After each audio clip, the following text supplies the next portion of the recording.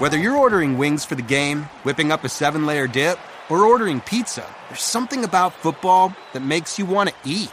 And this football season, Uber Eats has the best deals on game day food. No matter what you're craving, from 2-for-1 pizza to buy one, get one wings, Uber Eats will be dropping new deals each week, all season long. Uber Eats, official on-demand delivery partner of the NFL. Order now. Terms and conditions apply. See app for details.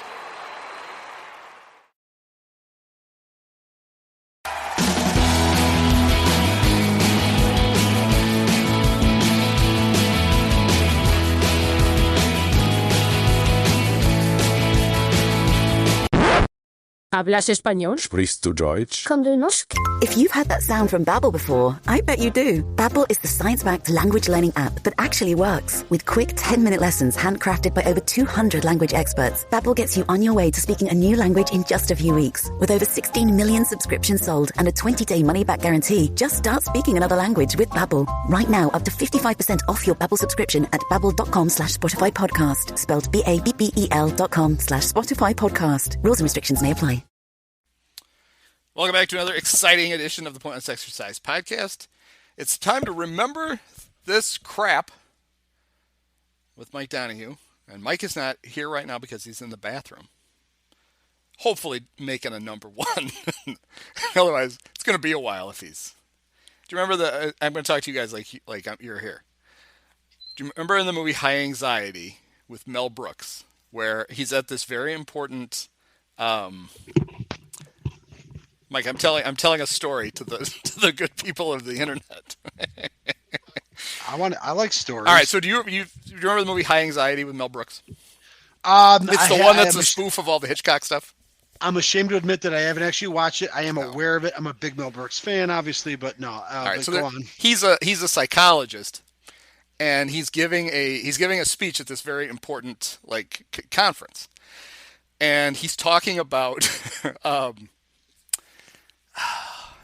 He's talking about there's a technical term for it, but how kids and their they might have issues with going to the bathroom and what that might mean. And he's getting into this very technical stuff. And as he starts to talk about it, this guy walks in clearly with his daughter, and he's apologizing. He has this little kid with him, so Mel has to change the way he's going to say it. He says, it's very important to determine whether the child has an issue with number one or Aki duty. That's what he calls. So I was basically wondering whether you were making a number one or an Aki duty. Well, given the speed with which you returned. Yes, right. It was liquid one way or the other. So when you get to the age of 50, sometimes you just kind of have to get a quick squirt out, and you'll be all normal That's again. Great. Yeah, something to look forward to, kids. Yeah. All right, so let's remember this crap, and we're back to the Cubs, and it's fortuitous timing because baseball's lockout ended just hours ago. Now, probably not when you're listening to this, but certainly when we're recording this. And so we are back to the Cubs, and we were going to be spinning the wheel of crap. Now, how many of these did you claim we've done? 14? So, yeah, it's been a while. I got to shake out the cobwebs because I guess for, consistent listeners who have been waiting with bated breath since last September, when we just sort of dropped it and focused on other activities on the Bears. Why wouldn't you want to focus on the Bears? We went out on a high note, of course. So if you're somehow joining us now and would be at all curious about how things look from a 19-year perspective, the last episode we did happened to be the epic 2003 Cubs, which again, if you could run it side by side with the Godfather 1, and I'm not sure which one would end first, but it felt like I gave birth. It was kind of an episode I was frankly dreading just because there was so much there, but I was happy we did it, and you sort of reinforced how much, as you said, how much fun that season was. And yes, it ended awfully, but I think we put it in its proper place, and then we put it down for a while and went to the Bears. So yeah, I don't remember off the top of my head how long it is. It's 2.5 hours, I think, but it's the most listened to Remember This Crap, and almost 100% of people who listen to all of it. That Holy is shit. that is a thing that gets measured. That doesn't mean you don't have to sit down and listen to it over one. You can pause and come back. That's still part of the same metric. Listen to it in the car Right. on your way to and back from work, and it might give you 2.5 days of listening pleasure. That is still measured as one full listen if it Right. takes you, right. Yeah. Well, wow. So that I think that's an endorsement of its quality that people Well, now, like, fuck this, I'm not listening to finishing this. Well, now I'm curious how many seasons, of all the seasons that we've done, which by the way is 14 of the, I think 39 or whatever, but how many lasted the shortest? I'd be curious to know. Probably 97. People listen to about 3 minutes of 97, and we're like, I can't take more of that. Well, I'll take it because that was our very first one. The wheels. Actually, we get fell on 97. We have very high retention on all of these. Okay. Good to know. So before we spin the wheel, I suppose we'll talk a little bit about baseball's lockout inning. And we could remember this crap about, did you remember that Wade Miley is a Cub? I had forgotten it until I saw somebody tweet it today. How about Yan Gomes? Did you know Yan Gomes was a Cub? I probably did, because as soon as I heard the Cubs signed him, I immediately recalled the fact that, and a lot of people, I don't know, seem to immediately recall this, and it doesn't mystify me, but I will definitely tell you that the very first thought that comes into my mind, that after the madness, and I think I may have talked about it on an earlier podcast, in the madness that was the Rajai Davis home run, that of course was just a mouse fart in the wind, after all, that when things were on a high wire, and after the home run, I think Chapman had still given up another hit, maybe to a Brandon Guyer or somebody, but then Yan Gomes comes in and I think maybe drew a ball and then started swinging it like shit that wasn't even close to being a strike, and basically got himself out and calmed the situation down. And I was grateful for the absolute offensive ineptitude of longtime backup catcher Yan Gomes. So I don't expect much from him, obviously, but he'll no matter how things turn out in 2022, I'll have a soft spot in my heart for Yan Gomes and his in the aforementioned ineptitude. Well, and the Cubs in their final at bat, so it would have been the ninth inning before the rain delay. Jason Hayward somehow got on base and stole second and third because Yan Gomes was catching and didn't have a right arm. Good call. Okay. He literally hurt his shoulder during the season, and he couldn't throw. And so, I know backup catchers are an afterthought, but you're in the World Series and that's what you got. And of course, not to make too fine a point on it, it was 5 years ago, which, could make us feel, different feelings for other reasons. But yeah, can't imagine, we're gonna get a whole lot more out of Yan Gomes. But again, because of his shittiness from 5 years ago, he's gonna get a little bit of a pass for me. That's funny. So he couldn't throw and he couldn't hit. It's great. Well, there are people who think that the reason the Cubs signed Yan was so they could trade Wilson. The hits keep on coming, Andy. Yeah. There was a picture from spring training of the players had their little, what did they call the one? Remember in 90, during the strike in 90, so spring training of 95 when they started late. Oh, they had a thing at Homestead, and it had been remember Homestead famously got destroyed by Hurricane Andrew, like Homestead City near Miami. I kind of remember that. Well, they had rebuilt apparently the baseball fields, and they had the Player Association had set up like a camp there for the guys to work out since they couldn't go whatever. Well, the Player Association had one in Florida, and they had one at some complex in Arizona. So they fund their own out of their union least can funds. work out. So the players, and now starting tomorrow, they can actually go. They can go back to their normal real places. Facilities. But somebody took a picture yesterday of 4 Cubs working out. And they were tiny little Nick Madrigal, Nico Horner, Yan Gomes, and Patrick Wisdom. And I wrote in the thing, they had combined, I think I got the math wrong. That quartet combined for 42 home runs last year. 28 of them from Patrick Wisdom, 14 from Yan Gomes, and none from Nico, who hasn't hit one since his rookie year. Madrigal couldn't even play. Not like he would have hit a home run anyway, unless he hit one on the ground somehow. Yeah, I'm not here to comment on the current Cubs because I'm just not as in touch with them. But it seems to me that there's a potential for redundancy between Hoerner and Madrigal. We all, of course, hoped Hoerner would be fantastic, but is it not true like that? He had like a double off the wall, like on the very first game in the COVID season, and then supposedly never barreled the ball, or hasn't since.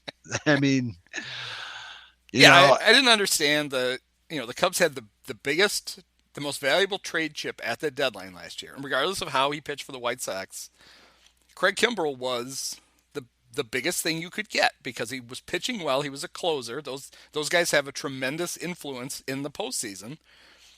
And the Cubs cashed it in for, I will say his name wrong. Cody, I think it's Hoyer. It's spelled Heuer. Like Jet. Right. Just like Jet, except spelled completely different. And he has since caught Tommy John disease. Correct. I just heard that. And tiny little Nick Madrigal. And it's like, Nick Madrigal, that would be fine, except you have a taller version of that in Nico. You have an adult-sized version of Nick Madrigal already. That you drafted. Right. And who, other than the fact that he gets hurt all the time and can't hit a home run, is a pretty good player. Like, no, you're right. If he's at second base, you're fine. What the fuck did you need another one for? I think you're right. Yeah. Yeah. And I'm not here to dismiss Nico entirely because he did some things down the stretch for that otherwise dead ass team with all those veterans that he's fine. He's a useful player. I just don't know why you needed the mini-me version of him. Right. But that's fine. Like Watch. I say all these nasty things about Nick Madrigal and he'll probably hit 380 this year with a 381 on base and a 364 slugging. Right, and the Cubs will win 79 games.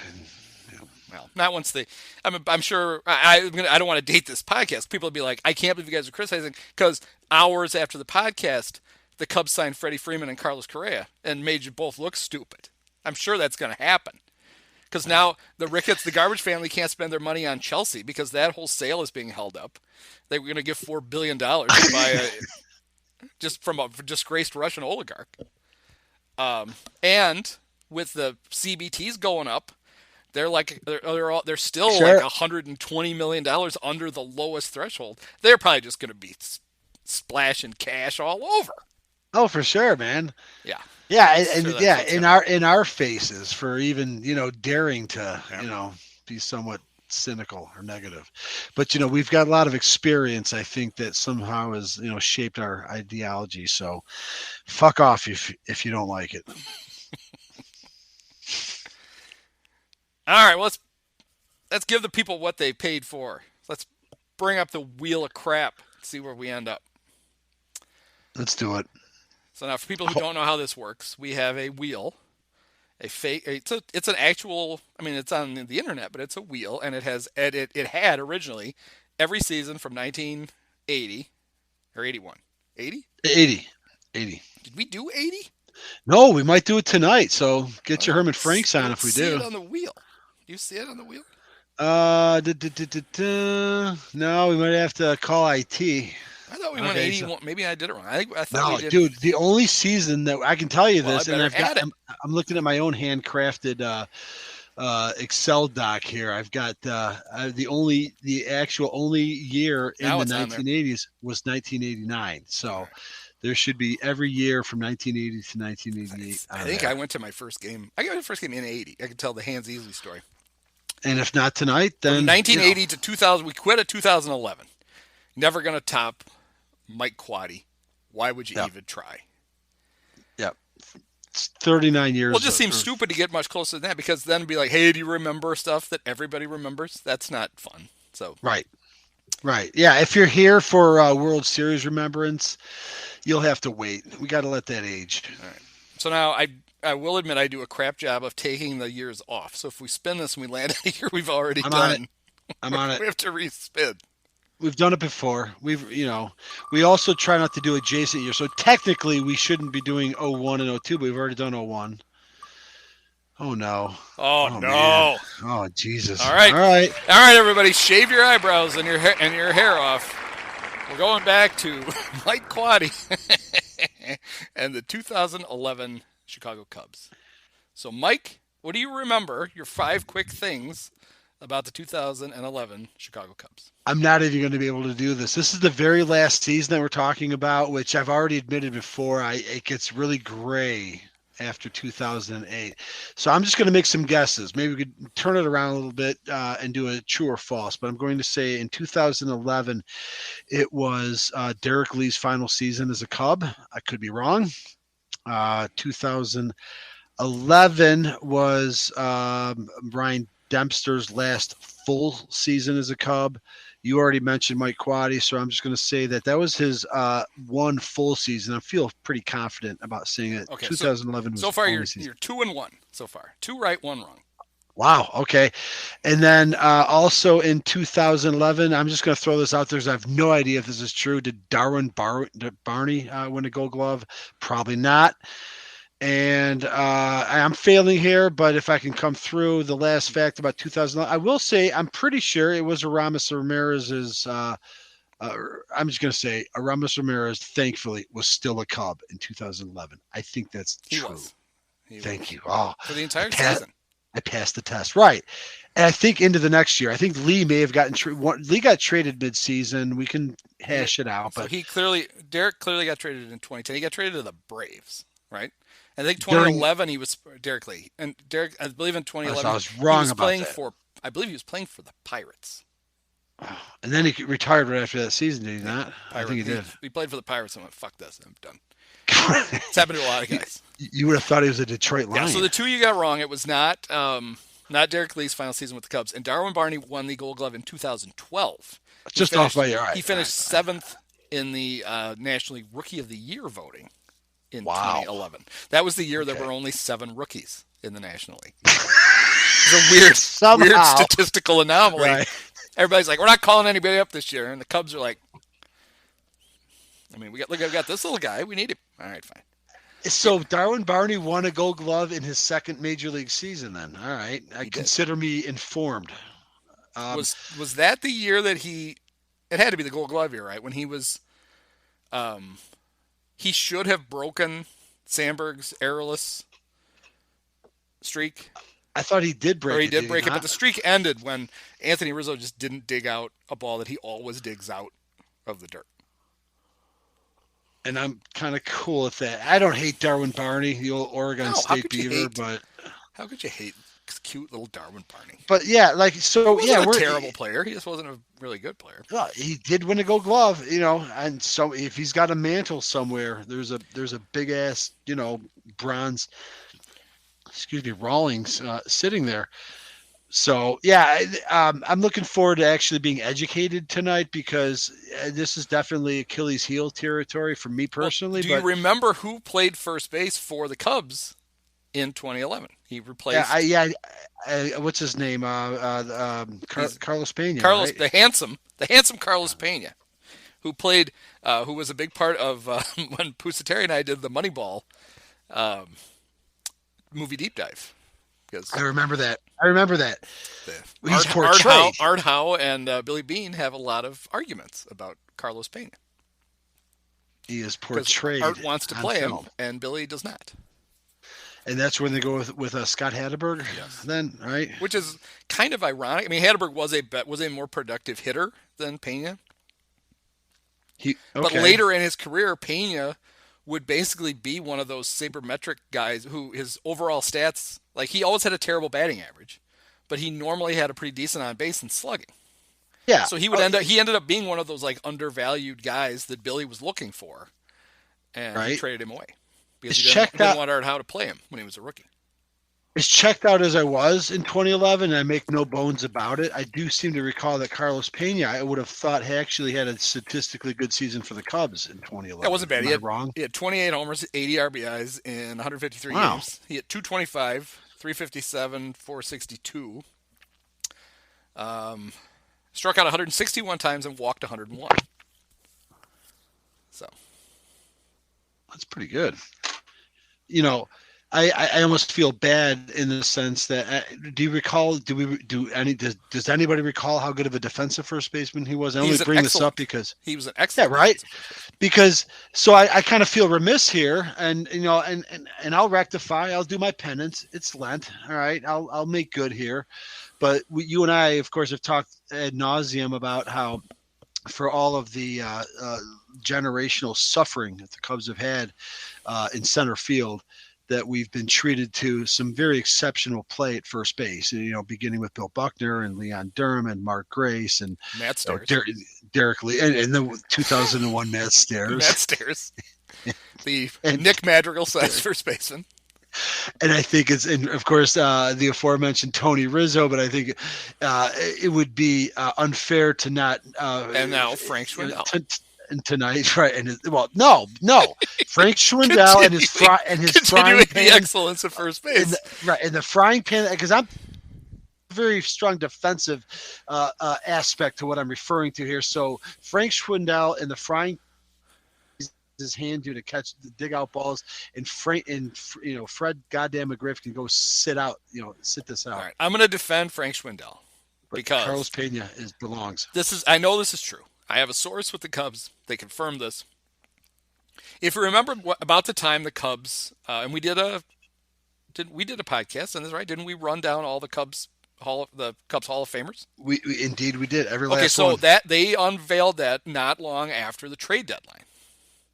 And what they did they have an exhibit that goes with it, and they have Frank Chance's old first baseman's glove. And they thought it would be a nice tribute if Frank Schwindel would use it for the entire season.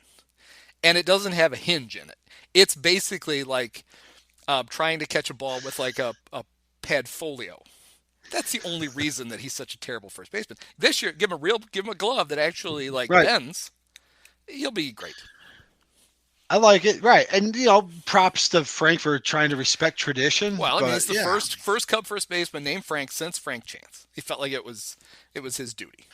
I somehow suspect that you're bullshitting me, Andy. No. That's completely true.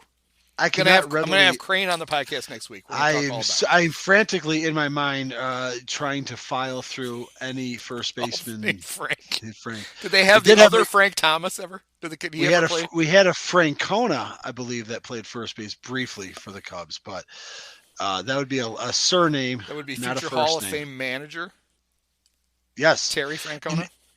A future Hall of Fame manager, no less, who would have been exceedingly more Hall of Famey had his progression continued, but for games 5, 6, and 7 in 2016. Because up until that point, Terry Francona had like a 8-2 World Series record and 2 championships, and I think they had ridiculous winning streak. And now I'm pulling this stat completely out of my ass. They swept in 04 and 07. I'll tell you that right now. I believe that until the Cubs won game 5, 6, and 7, a Terry Francona managed team had never lost a closeout game in a playoff series.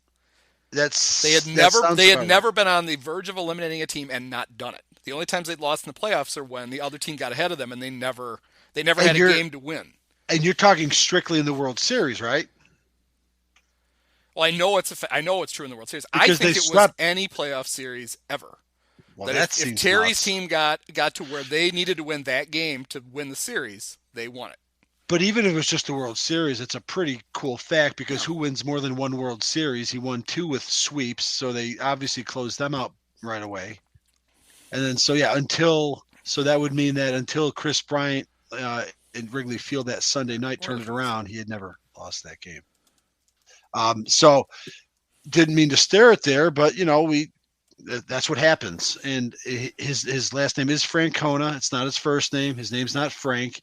He did play first base, Terry Francona, and he did play first base for the Cubs. And he was a decent glove man. I remember more as a pesky Montreal Expo before he was a Cub.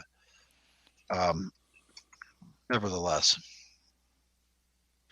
And Carlos Pena belongs in the pantheon of great Cubs first basemen, even if he just did it for a year in a very disinterested season in which the Cubs were in a major transition. So, You got any more Terry Francona facts for us? I was trying to look to see. I'm not going to be able to figure this out. There's too much. Because you look him up as a player, though, 608 OPS. Not as good as I remember. No. He did have an 828 for the Expos in 84. He seemed pesky. He seemed like, frustrated. Like a Mike Aldretti here, That's a good comp. Probably. I wonder if he's down there. That's just out of my ass. But, he was like we had Bill Buckner, who was not, I think you and I had brought that up, that Buckner was surprisingly not high walkie, but like was just like a really good hitter, good first baseman. Like Francona seemed like a poor man's Buckner, but that's an insult to the late great Billy Buck. Has got F you, Terry Francona. He's a -3 WAR. I'm done talking about Terry Francona. We're not talking about the 1986 Cubs. Who was the opening day right fielder for the 20,000 to the 20,000? That's in the that's year a 25. The 2011 Cubs. He was a huge free agent signing at one point. Jesus, I want to make a really educated guess, but I've got so many blind spots with the post-2008 world. I don't want to waste Well, your he was time, a 2008 Cub. He was a 2008 Cub, and he was still on the 2011 Cub. Was it Jack Jones still playing for the 2011 Cubs? Why would Jack Jones be? Fukudome. Oh, no. Still. Okay. Yeah, you're right. Huge signing. He played 87 games for the 2011 Cubs. And then what did they do with Kosuke? Did they cut him? I think they cut him. I'm here to learn a few things. He ended up on the White Sox, right? He may. I think so. I'm here to maybe learn and maybe appreciate a few things about Kosuke that I just ignored because I was so checked out. Because he got traded. I didn't know this. By the Cubs. He got traded to the then Indians, now Guardians, for the great Abner Abreu and Carlton Smith on July 28th. Then he was a free agent. He played 2012 with the White Sox and got released during the season. And signed with the Yankees and then got released again. And would you believe that as of last year, Kosuke still playing in Japan? Still playing? I think I saw that.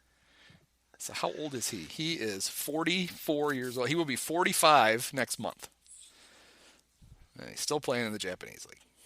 Well, yeah, might as well talk about him a little bit because it's not. He was on the 2011 Cubs, so I wouldn't have guessed it. And he has because we did have I'm sure we talked about him when the wheel did fall in 2007. So kids, if you're curious, search it. Well, let's talk about Kosuke in 2008, and there's a great Lou bar scene at the end of the season that I was privy to. And I'm sorry, he was not on the 07 Cubs, so I'm talking out of my ass. That was Jock. We did do 09, so we did do a Kosuke season. We haven't done 08. 11 was last year, and I don't even know if I could put it in proper perspective. The Kosuke era, we did talk about the 2007 season, which was actually a rare season in which they sort of progressed from a good team to a better team, which wasn't really they kind of often progressed the case. From a team to a pretty good team. Because Lou, and we talked about it, Lou had to de-dustify the clubhouse for a few months. Well, and they could never find we can't turn into the 07 pod again, but they had signed Soriano to play center, even though he'd never played it. And clearly that wasn't going to work. So they moved him to left, which screwed things up because they were trying to go with an outfield of Jock Jones, Alfonso Soriano, and Cliff Floyd. So then they ended up with Jock and Cliff both trying to play right field, and then they ended up with Jock playing center because they could never find a center fielder. Ugh. Which is, of course, an age-old issue as we. They probably still had Matt Merton floating around, right? Was he on 07? No. Yeah, he should have been because he led the team in hits and batting averages as a rookie in 06, I want to say. So maybe that was what it was supposed to be. Merton with Jock on the bench. That's probably what it was. And then that screwed Merton because Fonzie was going to have to play left. Okay. And where else was a slow, redheaded guy going to play? Who somehow managed to get a lot of hits, but never hit a ball so seemingly softly somehow. Like it just never really seemed to. He was Gary Scott with better luck. That's a good call. He, for the longest time, I remember writing about this. He went like 3 seasons in the big leagues where his average was never for one day below 300. I think you brought that up once before. And then it was. And then it stayed there. But so yeah, I mean, back to Kosuke. Then, like, we are not going to talk about opening day because we'll talk about that when the wheel falls in 2008.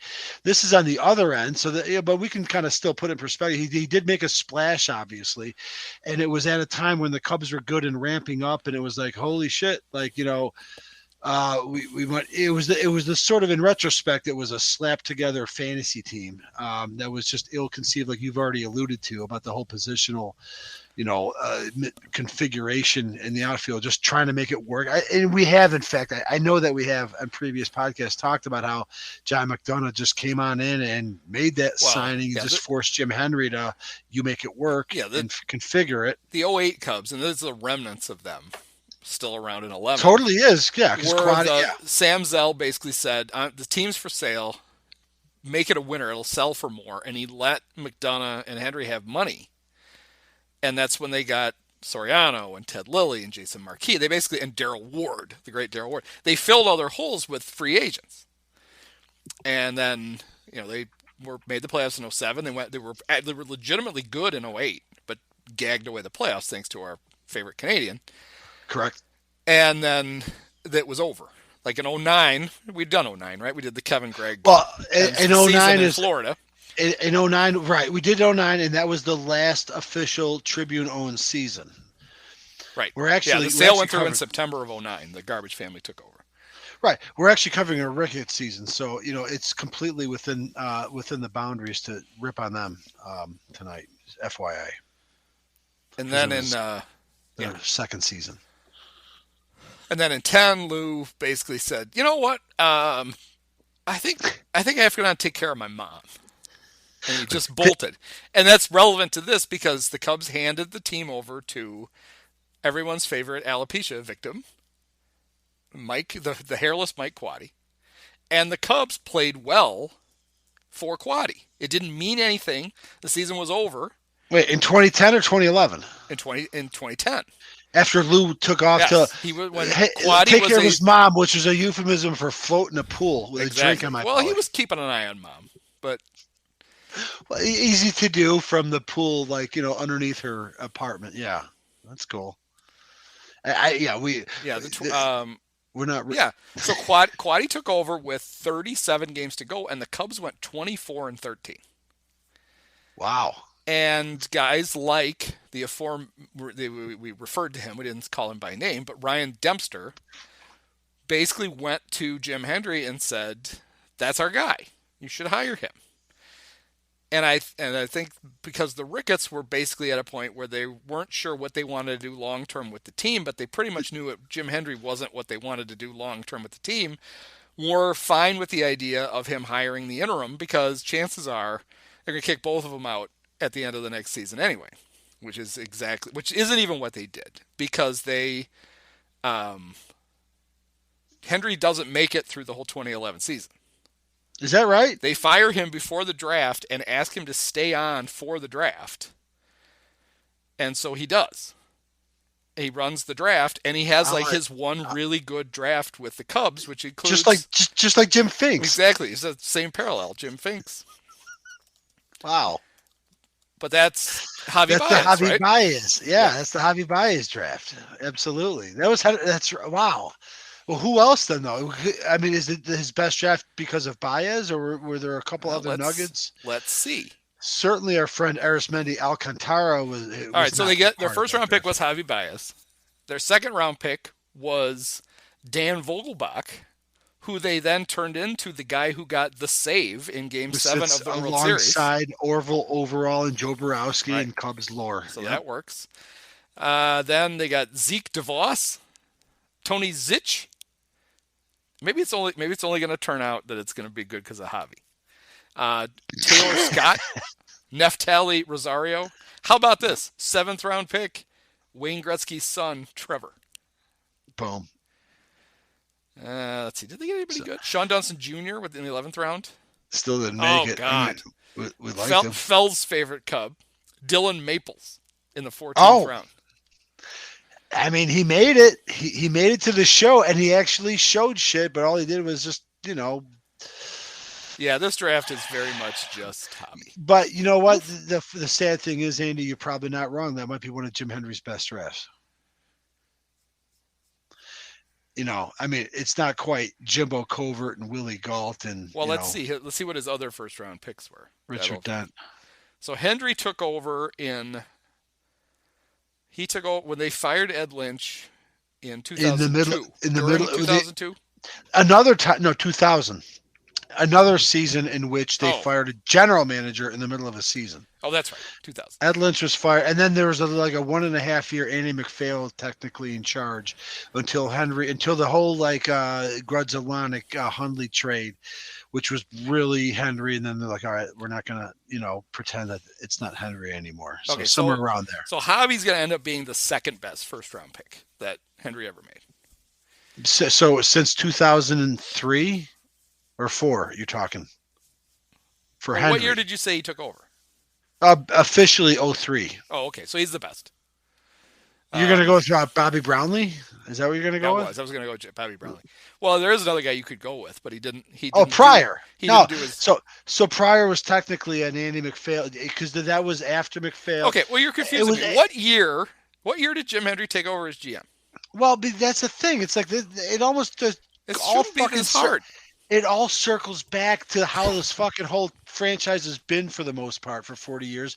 But there is a period where Andy McPhail was clearly the president of baseball operations beginning in 1995. Ed Lynch was his general manager, and Ed Lynch was fired halfway through the 2000 season and was not replaced but for Andy McPhail having to officially be the general manager. Okay. Oh, in 2000. But it was 2002. Ed Lynch got fired in July of 2002. My McPhail basically was the acting GM for the rest of the season, but Hendry was doing the job, and then he got to officially do the job in 03. Okay, so Lynch basically got fired when Don Baylor got fired. Is that what you're saying? They exactly did. The Cubs were in Atlanta because I distinctly remember McPhail popping up in the booth. With Chip and Steve to explain what the hell was going on. Okay, so with that figured out, 2002. We've talked, Andy, I got to tell you, as a matter of fact, it was still July 19th, 2000 that Ed Lynch was fired by the Cubs. I don't mean to split hairs, but then what the fuck? Wikipedia is wrong then. Promoted general manager on July 5th, 2002. Click the link I just dropped. I mean, I don't know what that is, but okay, so McPhail must have been the acting GM for a year and a half. Correct. Okay. Until basically I always thought he only finished that one season. But there was like a gray area. My point is there's like a gray area where Henry was really the Tom Hagen, or whatever, like the wartime consigliere, like Henry was calling the shots, but it wasn't official until shortly after the Grudzalonic trade. So it's a little bit subjective, but it was clearly McPhail from mid 2000 till the end of the 2001 season. Let's say. I don't mean to. All right. Well, it looks like if he got named the GM on July 5th, that means he technically wasn't the GM for the 2002 draft. Which means he doesn't get to take credit for the 4 first-round draft picks the Cubs had. Luke Haggerty, Chad Blasco. Who else we got? Bobby Brownlee, the aforementioned Bobby Brownlee, and Matthew Clanton. They're going to restock their pitching staff with those 4 guys. I only vaguely remember Clanton, but then in 2003, the first Hendry draft pick is a perfect one for him. Ryan Harvey, who went to Jim Hendry's high school, Dunedin High School. That's also where Brian Dopiric went. He was big on drafting guys from his own high school. Right. So the Cubs went from a general manager who would bring guys on if he was familiar with their fathers who are also Major League Baseball players to guys that went to the same school that he went to. Okay. Harvey was the 6th pick in the draft. I don't even want to look. I know. What Hall of Famers went after him you got to look it up now because the 2002 Cubs sucked major ass. They had a high draft pick in 03. And Ryan Harvey, I don't believe he certainly never played above AA. And I'm going to guess he didn't play more than 50 games at AA. which is like insane for a 6 or whatever. I mean, he played maybe, 207 games in AA. Oh, my bad. He never played any higher than that. All right. So in the 2003 draft, let's see. I want to see them all. Here we go. Oh, yeah, I should have remembered some of this because it was when I was in Beloit, and the second pick in the draft was Ricky Weeks, and he immediately came to the Snappers. You've talked about that. Delman Young was the first pick to the Rays. That was long before he threw bats at people. Wait, can you help edify me? Delman Young is or is not related to Dimitri Young? Dimitri's little brother. Little brother. And remember, okay. Chip Carey said he was Dimitri's son. That's what it is. That's what it was. I knew there was not just a typical familial connection. Dimitri must be so proud of his boy, his son Delman, and Steve's like, actually, Jeff, that's his little brother. That's almost like Joe Buck asking Tony Womack's wife how she felt about her son. Hey, see, we got a good shot of your mom. She was really excited. That was my wife. Oh no, that's good stuff. So Delman Young was the first pick to the then Devil Rays. Ricky Weeks to the Brewers. Kyle Sleeth was the third pick to the Tigers. He never played the big leagues. Tim Stauffer to the Padres. This was not a good top of the He made draft. the bigs, baby. Staufer, yes, right? He pitched the big leagues, but the next two guys did not. Chris Lubanski, pitcher for the Royals, and Harvey. And then after that, some guys you've heard of. The Orioles took Nick Markakis. The Pirates took future Cub Paul Maholm. The Rangers took future White Sox John Danks. The Rockies took future Cub Ian Stewart. Ooh. The Indians took Michael Aubrey, Lastings Millage to the Mets. Let's see who actually was good. This was a bad draft. Yeah, that's an interesting mix. You almost get to give Henry almost gets a pass because nobody got. None of those guys was great. Pretty good. Well, Markakis is like a sort of a long hauler. Like he's almost in this Starlin Castro category of like almost being able to somehow play long enough to get close to 3,000 hits, but never being anything close to a Hall of Fame. So I would say the wasn't taken until the 32nd pick of the first round. There is a superstar in this draft? Yes. You're saying? Yes. Matt Merton. Oh, of course. There's nobody. Jared Salter. That's the best. No Hall of Famers. No. I think the best player in what was technically the first round. It's going to be a coin flip between Nick Markakis, who's not that good, but it's okay. He had a good, long, productive career, and Adam Jones, who was the last pick of the compensatory picks, and that was to the Mariners before he got traded to the Orioles. Nick Markakis, by the way, I guess he's done. His last season was the weird COVID year. He finished with 2,388 hits, which is a lot more than most people would have probably guessed if it was a trivia contest. Okay, so that was 2003. 2004, the Cubs didn't have a first-round pick. Let's see. I might even tell me who they lost it because they signed...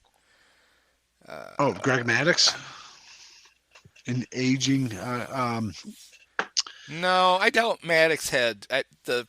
No. They didn't the really Braves add had anybody. declined to offer him arbitration, so he wouldn't... They traded for Derek Lee. Yeah, so that's not it. You just can't trade draft picks. Nope. Let's see. Who'd they sign? Elsie? Okay, 2005. Mark, I never knew how to say his name because he never made it. Mark Pawlak? Yeah, from Notre Dame, or is that Grant Johnson? My bad. Mark Pawlak. Mark Pawlak was a high school pitcher from Pawe. Yeah, another boss. It's incredible. I mean, I got a big Mark Pawlak fan in the house.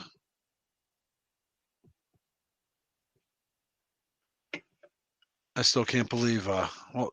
Even Nick Markakis is a. DraftKings, a Casino Queen Sportsbook, is officially live with mobile sports betting right here in the Lincoln State. To celebrate Illinois going mobile, new customers can bet just $5 on any team of your choice and get $200 in free bets instantly. It's that simple. How else are you ever going to turn $5 into $200? And you can do this anywhere. Head down to Wrigley and sign up in front of the marquee. Take a selfie in front of the Jordan statue at the UC. Do it from your couch in your house. Just create your account. You could sign up right from the palm of your hand and get free bets instantly. Head to the DraftKings at Casino Queen Sportsbook app now to check out all the great promotions and features, including same-game parlays. It's safe, secure, and reliable. Best of all, you can deposit and withdraw your cash whenever you want. Download the DraftKings at Casino Queen Sportsbook app now. Use promo code POINTLESS. Bet just $500 on any team of your choice and get $200 in free bets instantly. It's that simple with promo code POINTLESS.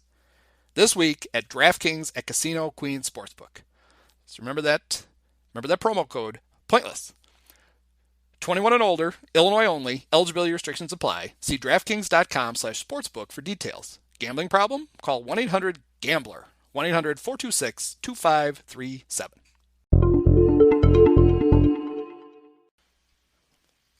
All right, so then so Paul like in 05. 06 was the great Tyler Colvin, who would then be part of the biggest trade that Theo Epstein ever made.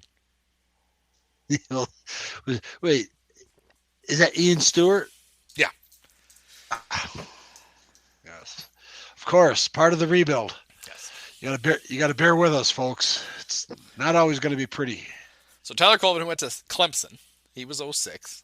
He then did? 07 was Josh Vitters out of Cypress High School in Cypress, California.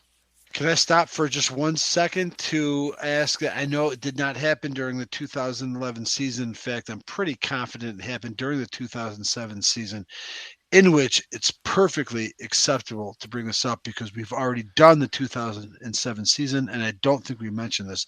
But I want to say that Josh Vitters was interviewed like the week or month in which he was drafted during a Cubs game. And I could be wrong, so if I'm over my skis here, feel free to edify me, but somehow had responded to a question in some sort of a talking about hitting 500 home runs, or home runs 500 feet, I believe it was, something like that. So much better. Yeah, well, right. Like, I don't know. Probably a road to nowhere, so don't even bother looking it up. It just felt like I just remember thinking like, "Ooh, this guy seems a little out to lunch with his answers." So that might not be fair, but I went to Clemson. No, that was Colvin. I was talking Vitters. You're talking about Vitters. Oh yeah. Vitters was the third pick in the draft. He was supposed to be a star. He was can't miss Wade Boggs type hitter, except right-handed. Well, that didn't happen. No. He was one of 2 first-round picks in 2007. The other one is still playing and won a Rookie of the Year. Still playing and won a Rookie of the Year. So that eliminates Eric Hinsky. Gio Soto still around somewhere? That is the Josh Donaldson, who got traded in 08 in the shit. I can see the guy with his pointy nose. Rich Harden. I wanted to say Dan Herron. Rich Harden. Also, Chad Godin, Dumpster Fire or Dumpster Pier. Yeah. Okay. 2008, the first round pick out of TCU. It was not Jake Arrieta, but it was Andrew Kashner, who would get traded for Anthony Rizzo. So that turned out pretty good for the Cubs. Right. And also part of the Killer C's, Castro, Kashner, and Colvin. John Greenberg loves to reminisce about that little season ticket holder marketing campaign they had. Did you get an autographed ball? Because you're a season ticket holder. I'm sure I did, but good. How if I know what I did with it? 2008. They had 2 picks in 08. Kashner and then Ryan Flaherty, shortstop out of Vandy, who played for the Orioles. Is he in the studio show now? I'm sorry, that's Ryan Sweeney. Some other nondescript, just Irish-American guy. 2009 first-round pick was a handsome lad from the University of California who struck out a shitload of times in college, and you'll be shocked to know, struck out at a prolific rate then in Major League Baseball. It was Brett Jackson. He looked like a player. He's one of those guys you could see the Cubs scouts, not Cub Scouts, but the Cubs scouts. I'm sure Cub Scouts would have liked him too. Looked at him like, oh yeah, this guy, he's going to be a star. trying to light a fire. Kind of looked like Looking former over. Bear tight end and current Fox, soon-to-be Fox #1 analyst Greg Olson, except smaller. Wow, that's a good call. And I agree, Greg Olson, good analyst, deserves a job. And let's see. All right, so then Jim Hendry, only two more. Kind of the yin and the yang of his picks. 2010, they picked a Southern Arkansas University pitcher who had I know. mononucleosis. Scottie Pippen. Yes, Sorry. pretty close. I remember draft experts at the time were like, what? Who? He had Hayden Simpson. Can I ask, was there not an E between the D and the N in Hayden Simpson's first name? He spells it I imagine that? Okay. Conventionally, like Hayden Fry and Hayden Fox. Somehow I thought maybe, in case I wanted to pile on. Wow. Then in 2011, on his way out the door, Jim Hendry finally figured it out, and he took Javi Baez. So wait, they wanted to take Francisco Lindor, but he went a pick earlier to the Indians, now Guardians. Either or. And they would have been fine either way, and they would have lost. Both guys would be gone because the Cubs wouldn't have paid either one of them. So I have to circle back. Were you saying that Brett Jackson shared a resemblance with Greg Olson? Yes. Wow. Blonde. Okay. That threw me because I only have vague recollection of Brett Jackson, and then of course that leads me to Nick Jackson, NIC. I don't know if you remember him. Oh, of course, another guy was going to be a star. The only reason he wasn't, already up and lighting up for the Cubs was injuries in the minors. That's what they would say. It turned out that he just wasn't right. Good. He supposedly shattered his shin just standing and walking. So now Brett Jackson, I'm sure will be a big part of the 2012. Oh, that's right. We won't ever do a 2012 one. Correct. So Brett Jackson played in 44 games for the 2012 Cubs. How many times did he struck out? In 44 games? Yeah. Can you at least tell me how many plate appearances he had? He had 120 at-bats. Did he strike out, I'm going to be generous here, 50 times? You are low. Of course. I was He trying to go struck out 50. almost half of his at-bats. He struck out 59 times. I don't even remember. And again, this comes back to my own personal blackout, which, happened somewhere between game 1 and 2 of the 2008 LCS and Theo Epstein coming on board, where I just struggled to really follow. I was still a season ticket holder. So I struggle with it. Some of it can, maybe come back to me, but that's. And so by mentioning Tyler Colvin, now there's a whole bunch of people that are very excited that we're about to tell a story about his most famous escapade on the bases. However, I just looked it up, and we have to save that for the 2010 podcast. Well, it's still it must be a heartwarming tale that Colvin was still able to overcome, because that was a late season incident. I want to say it ended his season when Wellington Castillo shoved his bat into his chest. I guess he didn't shove it. Right. A broken Wellington Castillo bat shard went into his chest, and he did score. You got to give him credit for that. He finished. He scored the run. And he remained upright. The point of it is, I have this thing sticking out of my chest right next to my heart. Right. And, in Wellington, in his defense, thought he saw a vampire. That's right. He had an alibi. So, it's on video. Actually awfully clever that he used his bat, in a 94-mile-an-hour pitch to make that effect, but nevertheless. All right, so great Cubs on the 2011. It's full. This is a who's who. Oh, yeah, we're just getting started on of great Cubs. This would mark. Was this round number 1 or 2 for our buddy? This was the return engagement of Reed Johnson. He came back. Reed number 2. Was it during this sojourn or the previous one when he dove and caught a ball in I was going to say RFK Stadium, but whatever. That was the previous. That was 08. The Walgreens Dome, and when he made that ridiculous catch and bent the brim of his hat back, which was good. Okay. Right. And that was cool because that was the 08 Cubs, who were awesome. And again, so Reed Johnson between 08 and 11 had already come back, or? Yes, he's only gone for a year. Okay. Yeah, big fan. Our good friend Jeff Thomas from the Netherlands, big Reed Johnson fan. He'd be sure to remind us.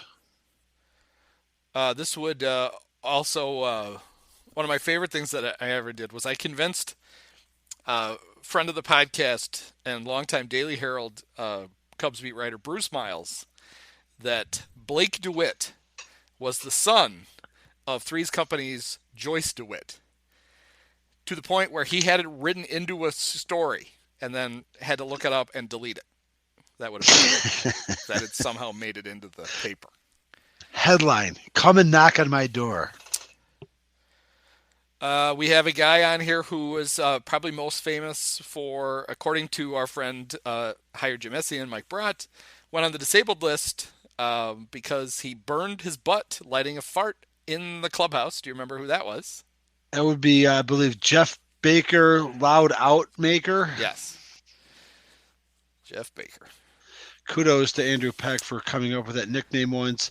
It might be worth exploring because I know we're scratching a thin surface here, and we'll get through this. And I'm happy to get. Oh, this done is with our the specialty. 2011 Look, Cubs. the bums are getting better as we go down this list. All right, so but I just want to throw it out. It might not have happened in the 2011 season, but I think it may have.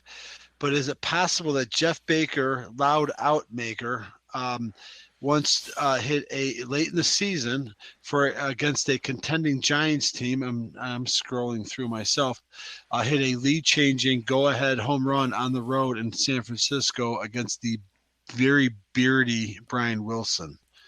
It might not have happened in the 2011 season, but then again, it might have. Actually, I'm looking. I don't think it did. But we can save it for another time. Did not. Jeff Baker. Unless it happened to, he hit 3 home runs that year. So unless it happened to the Brewers in April, the Brewers in June, or the Reds in September. He only hit 3 homers the whole year. Didn't happen that year. All right. We will, I assure you, circle back to Jeff Baker and all of his home runs. So, okay, here we go. Here's a great former Cub. True or false? 2011 was the year when the diminutive Tony Campana hit his one career home run inside the park. True or false? Did he do that in 2011? My deduction is that Campana, as much as he was beloved, could not have spent more than parts of 4 seasons with the Cubs, which I'm just going to say no. And if it is, then I'm pretty excited to talk about it. August 5th, 2011, at Wrigley Field, the Cubs and the Reds. Isn't this because Yonder Alonso was playing left field? Who also would factor in famously to the Cubs' run of dominance because he went to the Padres, and the Padres are like, well, we don't need this Anthony Rizzo kid. We got Yonder Alonso. There it is, Yonder Alonso playing left field. And then when did this happen? This happened in the bottom of the first with Starlin Castro on first base. Tony Campana hit a line drive to left field that Yonder just did not do anything with. If I'm hearing you correctly, Andy, you're saying that a first baseman that, what do you say, San Diego got rid of Anthony Rizzo in favor of? Yes, Yonder was still playing for the Reds. But he's in left field. He's in left field because Joey Votto was playing first base for the Reds. Okay. So Yonder didn't have a spot because the young Canadian had taken his spot at first base, so they put him out in left field, and things did not go well. He hit the home. So Campana hit his only home run off of future shoplifter, maybe present time shoplifter Mike Leake. Do you remember that? Mike Leake got arrested for stealing dress shirts, even though he was making $450,000 a year. I remember Mike Leake, and I'm wondering if he's the Cincinnati Red that served up a home run to Jorge Soler in his first major league at bat in late 2014. But that might have been another Matt Latos or somebody. That's all I got. Sorry, Mike Leake. That was a big win. That the home run helped Ryan Dempster to his 9th win of the season. Thank God. Carlos Marmol got the save. And the Cubs' other runs were, let's see, what else happened? Tony Campana homered. Tyler Colvin also homered off of Mike Leake. That one into the actual stands. And that's about it. So where are we with? And by the way, I did manage to grab the Campana clip. If you're interested, I threw it down there. But I'm wondering, actually, from a baseball sense, where we are with the Carlos Marmol. We haven't talked much about him at all, of course. Yeah, we haven't got to the pitchers at all, really. Is this on the other side of the hill of Carlos Marmol? I can't remember offhand. Yes. In 2011. Oh, yes. 2011 is when he had a chance late in the season to basically strike a death knell to the St. Louis Cardinals. The Cubs had taken a lead late in a game in September. And Carlos came out and just kept throwing the ball to the backstop. And who's the former Cub at that point that got an unlikely hit down the line that tied the game and pushed it to extra? Do you remember? Mike against Carlos. Ryan Terrio. Oh. No, it's not Mike Lum. He was not. Mike Lum was Mike Tyson? Jeff Lottie. Mike Tyson. Not Tom Richie Ramsey. Hebner. It's not Richie Hebner. It's not Ted Sizemore. It's not Larry Bittner. This was bad Marmol. This was pretty much on his way out the door.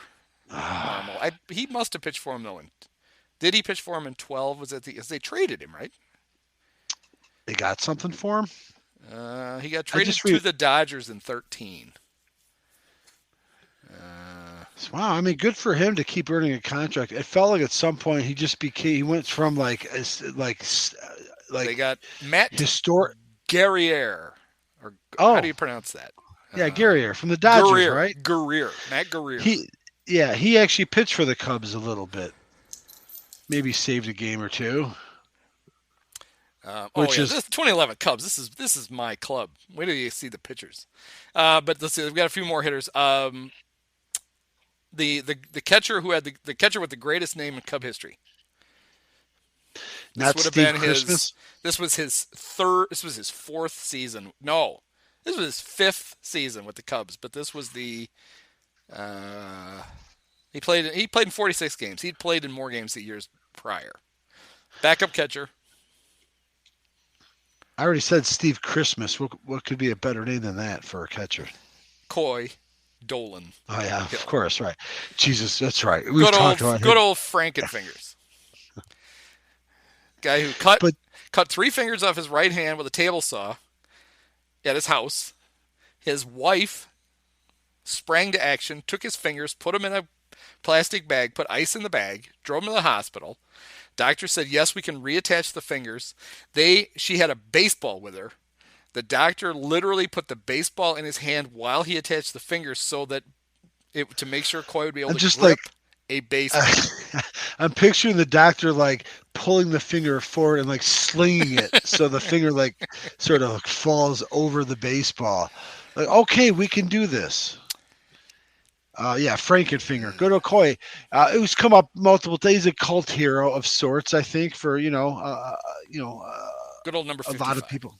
Yeah, and still around. I mean, because we talked about the 2007 Cubs, and he was around then, and he sucked. But he managed to somehow contribute to that Rockies game. That he had a big hit late, and he otherwise sucked. But here we are, 4 years later, and oh boy, still plowing away. We got another Anthony Rizzo tie-in here. Future All-Star Brian LaHare was on the Cubs. He played first base famously the next season. Yes. For the Cubs, was their one token All-Star, and then was immediately replaced and then Anthony Rizzo took over first base for the next decade. We brought this up once before, and I reminded you of Brian LaHare never played in the big leagues again. We talked about this before, and I brought up a tweet that you made that I wasn't able to recall it accurately. I'm going to try it again, and it was that the tweet was essentially somewhere in Lincoln Park, somewhere in an apartment in Lincoln Park, Anthony Rizzo just texted his mom to ask why his backup is in the All-Star game. Because he was called up pretty much at the moment that LaHare somehow made the unlikely. Yeah. Well, they let Brian flounder around in the outfield for a while, but they did. Okay. So he played 20 games in 11. He had 288, 377, 508, flashing a little of that all-star stuff. that would show. Quite an interesting thing. Like he's Kirk Gibson, by the way, World Series MVP, never made an All-Star game, right? And I remember like in the early days of Baseball Reference, when in the early days, right, when people sponsored pages and like it was very you could still understand it, but they would you would see right away if a person was a Hall of Famer. I mean, you still see it now. Now they signify it now even more pronounced. But it was pointed out in the early days of the early internet, of early Baseball Reference, that Kirk Gibson, because he was never an All-Star, never had any kind of a banner, but that longtime, mediocrity of the Atlanta Braves catcher Bruce Benedict, who happened to be a two-time All-Star, had the banner. So Brian LaHair has the banner, right? You look him up, because it's not a banner anymore. It's like more of like a medal now. They kind of, or at least if you look at it on your phone, but. Well, Gibson was a 2-time MVP. But never an All-Star, I believe, right? Don't they have a banner for MVP? Right. Okay, so that's what it was. I didn't have it straight in my head. He did not. So just doesn't have an All-Star one. He was a season MVP in 88 and 84. No, Willie Hernandez was 80. Wait, he was not a season MVP, right? Okay, so only 88 then. He was the National League MVP in 88. He was, with right. completely mediocre stats. He was gritty. That's why he won. And then, of course, and then everybody thinks, of course he did because he hit the home run. His only plate appearance in the World Series. I watched a really good, and I'm sure you've seen it because I just recently he was only one-time MVP. He also also won. Here are the banners that Kirk does have. He was an MVP. He was a Silver Slugger. He was an ALCS MVP. He was a member of 2 World Series championship teams, and he was a Manager of the Year for the Diamondbacks, right? I was going to say Diamondbacks. What would that be? Let's see where he finished in the voting in 84. How close did he come to being a 2-time? He was 6th place. Willie Hernandez was the MVP, former Cub, which we'll talk about. Willie was the MVP in the American League. So Willie won. His teammate. Then it was Ken Herbeck, The Quiz, Dan Quisenberry, Eddie Murray, Don Mattingly, and then Gibson got the 6th most votes ahead of Tony Armas in 1984. Okay, next on the list of Cub superstars is a future American League batting champion. On the 2011. On the 2011 Cubs. 2011 Cubs, future American League batting champion. Oh, DJ LeMahieu, right? DJ LeMahieu. We get traded with Tyler Colvin. I was going to say he was not part of the Ian Stewart. The worst trade Theo ever made with the Cubs. That seems fair. It might have been his first one. It might literally have been his. Well, no, because that happened right before the season, right? Like in spring training. So the first one I think was Rizzo. Before the 2012 season, right? Because again, this is the last season of. I don't know who the GM is at the end of this season. It's not Henry. Henry left in July. Left. Well, I guess Henry probably left right at the trade. I think it's the ghost of Charlie Fox. Yeah. Right. Yeah. It was in disarray, and Theo fell into their lap. So it was just like Gary Hughes do it with his Hawaiian shirts and his Kenny Rogers beard. Former Cubs superstar Luis Montañez was on the 11 Cubs. So that's pretty awesome. By the way, let's point this out. Luis Montañez we've already talked about top 5 picks. I think you said Ryan Harvey was a 3rd or 5th.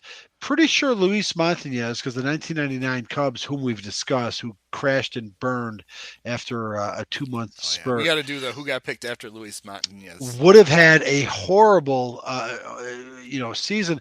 Luis Montañez also probably a top 6 pick, and that's probably being generous. He was the 3rd pick. Yeah, I was going to say 3rd, but I didn't want to overshoot it.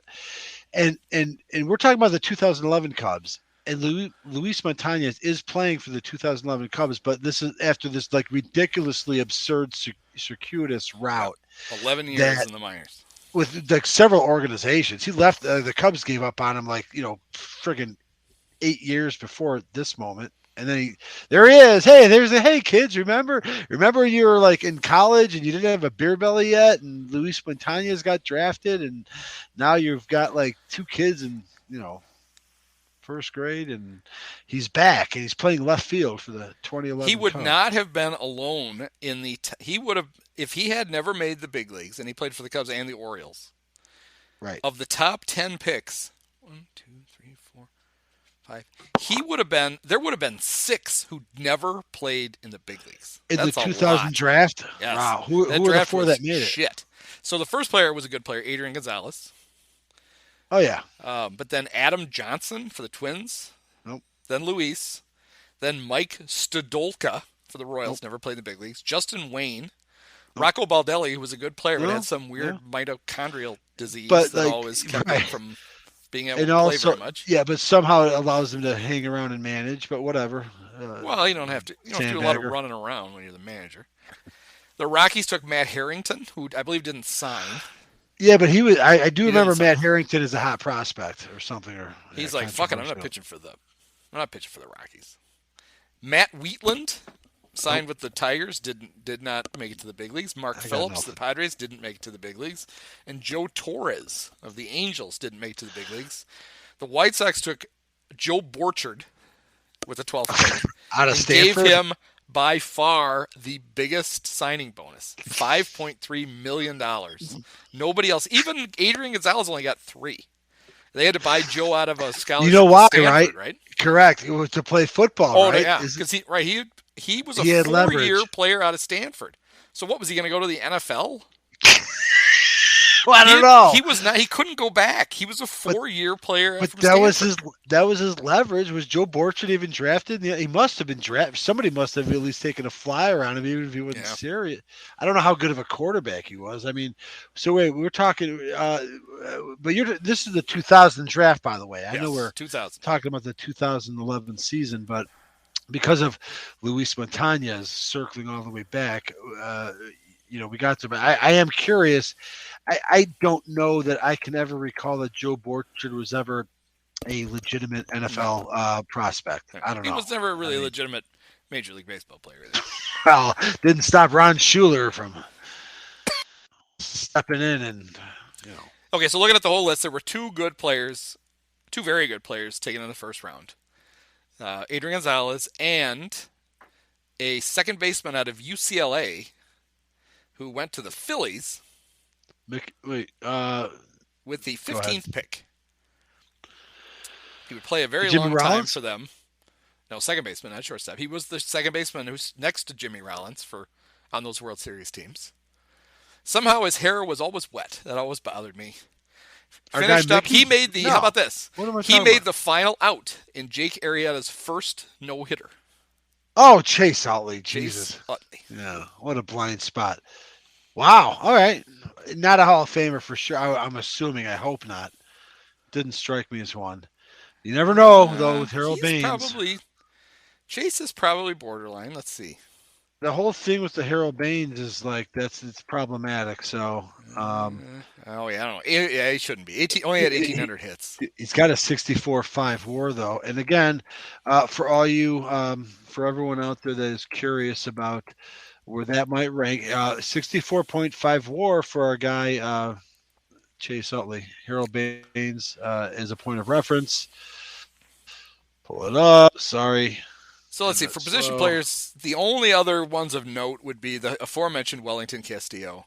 And another, this is a perfect tie-in to Jake Arrieta. Oh. Another backup catcher. Steve Clevenger made his big league debut with the 2011 Cubs. He would be traded. To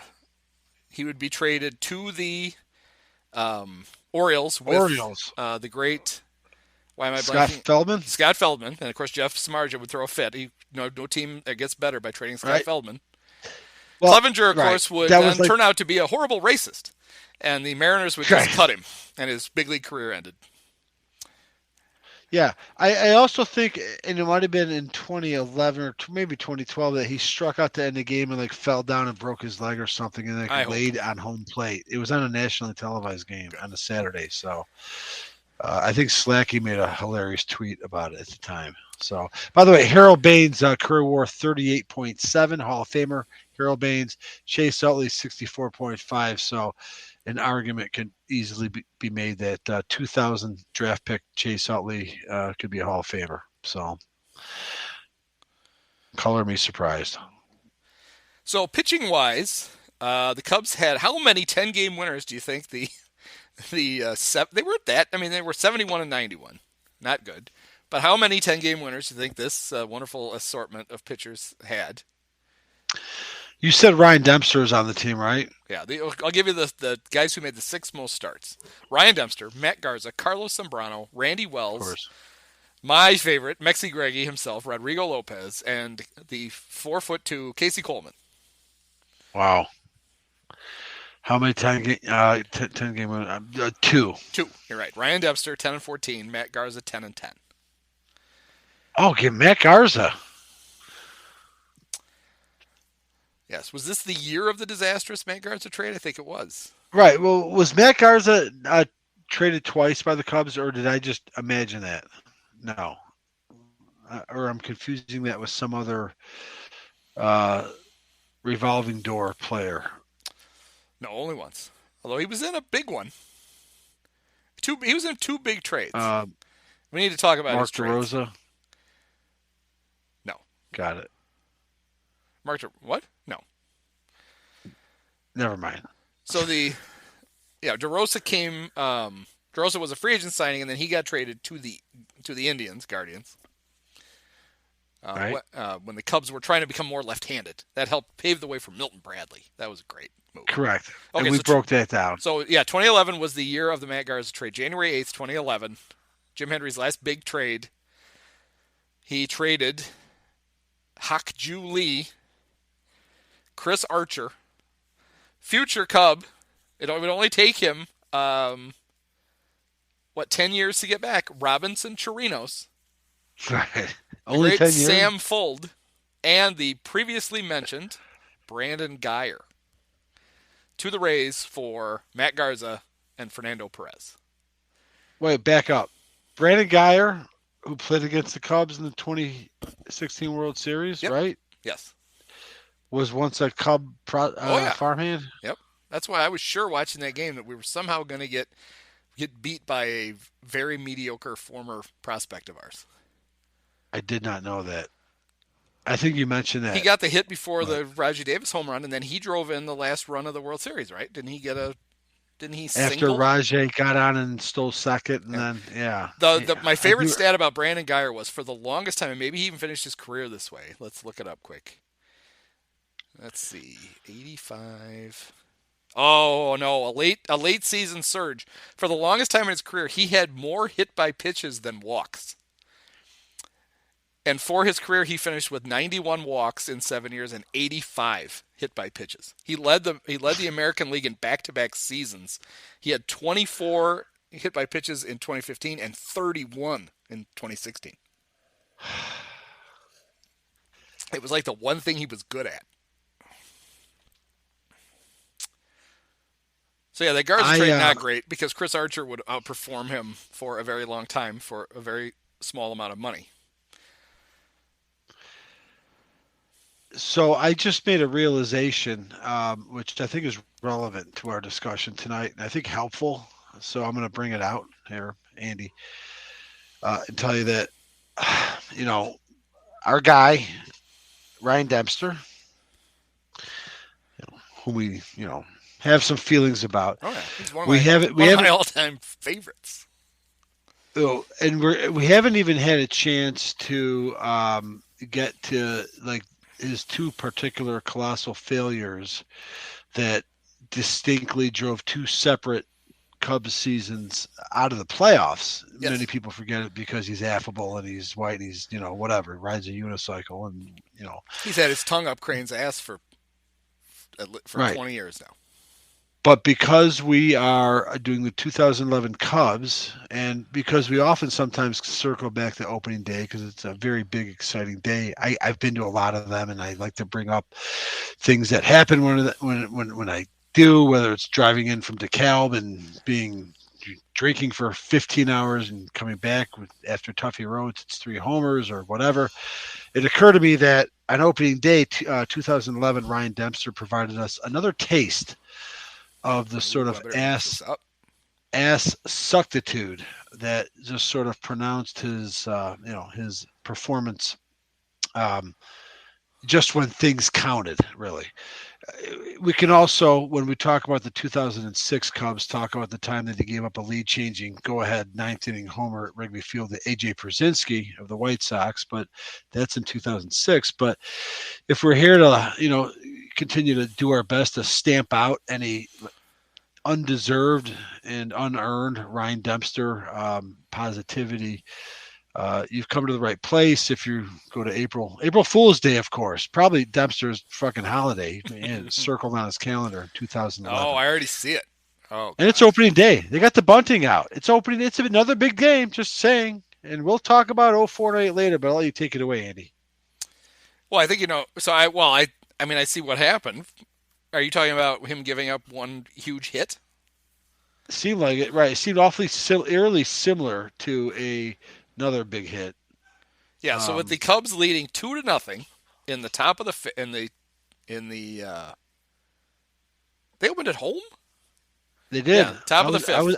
I was at the. I'm not used to it. They're opening at home this year thanks to the lockout. Do you have tickets for April 7th against the Brewers? That's opening day now. What day is this? Is it Monday or Friday? I have no idea. It's whatever day the 7th is. I might be there. Who knows? I used to go to all of them, but whatever. So top of the fifth, Cubs up 2-0. The Pirates have Ryan Dumit. He singles. But then Garrett Jones hits into a ground out. That takes Dumit to second. Then Dempster somehow, now this is miraculous. Cooperstown should have called for the ball. He walked Ronnie Cedeno. Did Ronnie continue to stand in the batter's box? No, but I'm sure Ronnie tried to steal second and slid into left. Well, we talked about that, but even everybody had to point Ronnie to first base because he wasn't sure about. So then, who's managing these Pirates? 2012, of course, it's Quade for is it the hypertension face Clint Hurdle? No, of course, he's with the Rockies still. It was Clint Hurdle. Yep. First year maybe could have been first game. Good old Pinky was out there, and he 2-0 in a 2-0 game with it's his pitcher, so that makes sense. He bunts. So Kevin Correa bunts. He advances Dumit to third and Ronnie to second. And then Jose Tabata comes up. 2 outs, good chance to get out of the inning. Dempster walks him. That brings up longtime Cub killer Neil Walker. Can we just stop real quick? Can you quickly and just check out Jose Tabata? I don't know what it is, and I'll do it. Yeah, I'm sorry, I don't mean to interrupt. I'm just curious what Jose Tabata's career on base percentage was. He was one of those long touted Yankee farmhands who was actually not good. Well, he also was known for something else that his wife pleads guilty. There's a story from 2010, so maybe not relevant, but I'll drop it in the box if you're interested. That does people on the podcast. Guys, if you have right. access to our chat, you can read about Jose Tabata's wife. You're following along. It might be worth it, though. Just Google Jose Tabata wife. He was the leadoff hitter on opening day in 2011. I'll let you get back to the play-by-play. We can maybe, if we have time, circle back to Jose Tabata's off-the-field issues. But yeah. Cubs are still... I gotta know what she did. Well, yeah, it was... All right, I'll just read the... all right, Dateline, Tampa, Florida. July 21st, 2010, so just a year before. Right. A woman accused of faking a pregnancy and stealing a baby to fool her husband, Pittsburgh Pirates outfielder Jose Tabata, into thinking he was the father, has pled guilty. So how old would Jose have been in 2010? Because 21 years old. Okay, 21 years old. Because Amalia Tabata Pereira, age 44, pleaded guilty in Hillsborough Circuit Court on Wednesday on charges of kidnapping, interference with custody, and impersonating a public officer. In March 2009, Tabata Pereira posed as an immigration official and threatened a migrant worker and her boyfriend with deportation if they didn't give their baby girl to her, prosecutors said. The mother complied, then contacted police 6 hours later to report a kidnapping. Wow. A Pirate spokesman says Tabata has long avoided contact with his estranged wife and continues to work with his lawyers to complete their pending divorce. Now that brings to mind Jared Saltalamacchia, Do you remember that Jared Saltalamacchia's wife was significantly older than him, and it turned out she was his gym teacher in high school? So there you go. That's why people need to listen to the whole Remember This crap. Why would you think the 2011 Cubs would come up to Jose Tabata's estranged wife stealing a baby and Jared Saltalamacchia marrying his gym teacher? But and of course, but what is the date line on the Tabata story is 2010, so it had already occurred. So like, yeah, we're not now here to shame poor old Jose Tabata. In fact, I think feeling sympathetic, Ryan Dempster, what did you say? He issues of bases on balls. He walks him to load the bases ahead of Neil Walker, who had a long history of doing horrible things to the Cubs.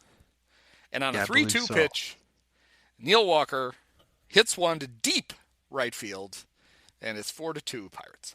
He pulled a James Loney, as we knew it around the park, and by that point. So James Loney, yes, we all had flashbacks too. I mean, it's like, okay, how many times are you going to do this, asshole? And yet you're still just going to waltz back into town. That's my biggest problem. People think I'm just such an asshole because I hate Ryan Dempster so much. I mean, he earned it. He's a constant dick punch as a player. Yes. Like everyone wants to beat up Alex Gonzalez and I mean, like there are like so many players. You mentioned Milton Brand, like Carlos Zambrano might get booed because those are other reasons. I don't want to like make too fine a point on it, but I know. But like it's just like how simply he can just waltz in, and it's like, dude, you typified like all of like the frustration while like enjoying all of the trappings at the time, but not doing it because when it counted, you couldn't do it. And yet you shamelessly, without any embarrassment, just walk right in like you're entitled to it. And that's going to be it because most fans somehow, because of their own internal biases, forgive you or forget all of these nut punches that you've provided us. It's just mystifying to me. So that brings us to the next pitcher on the list, which is Carlos Zambrano, who is in his final year with the Cubs.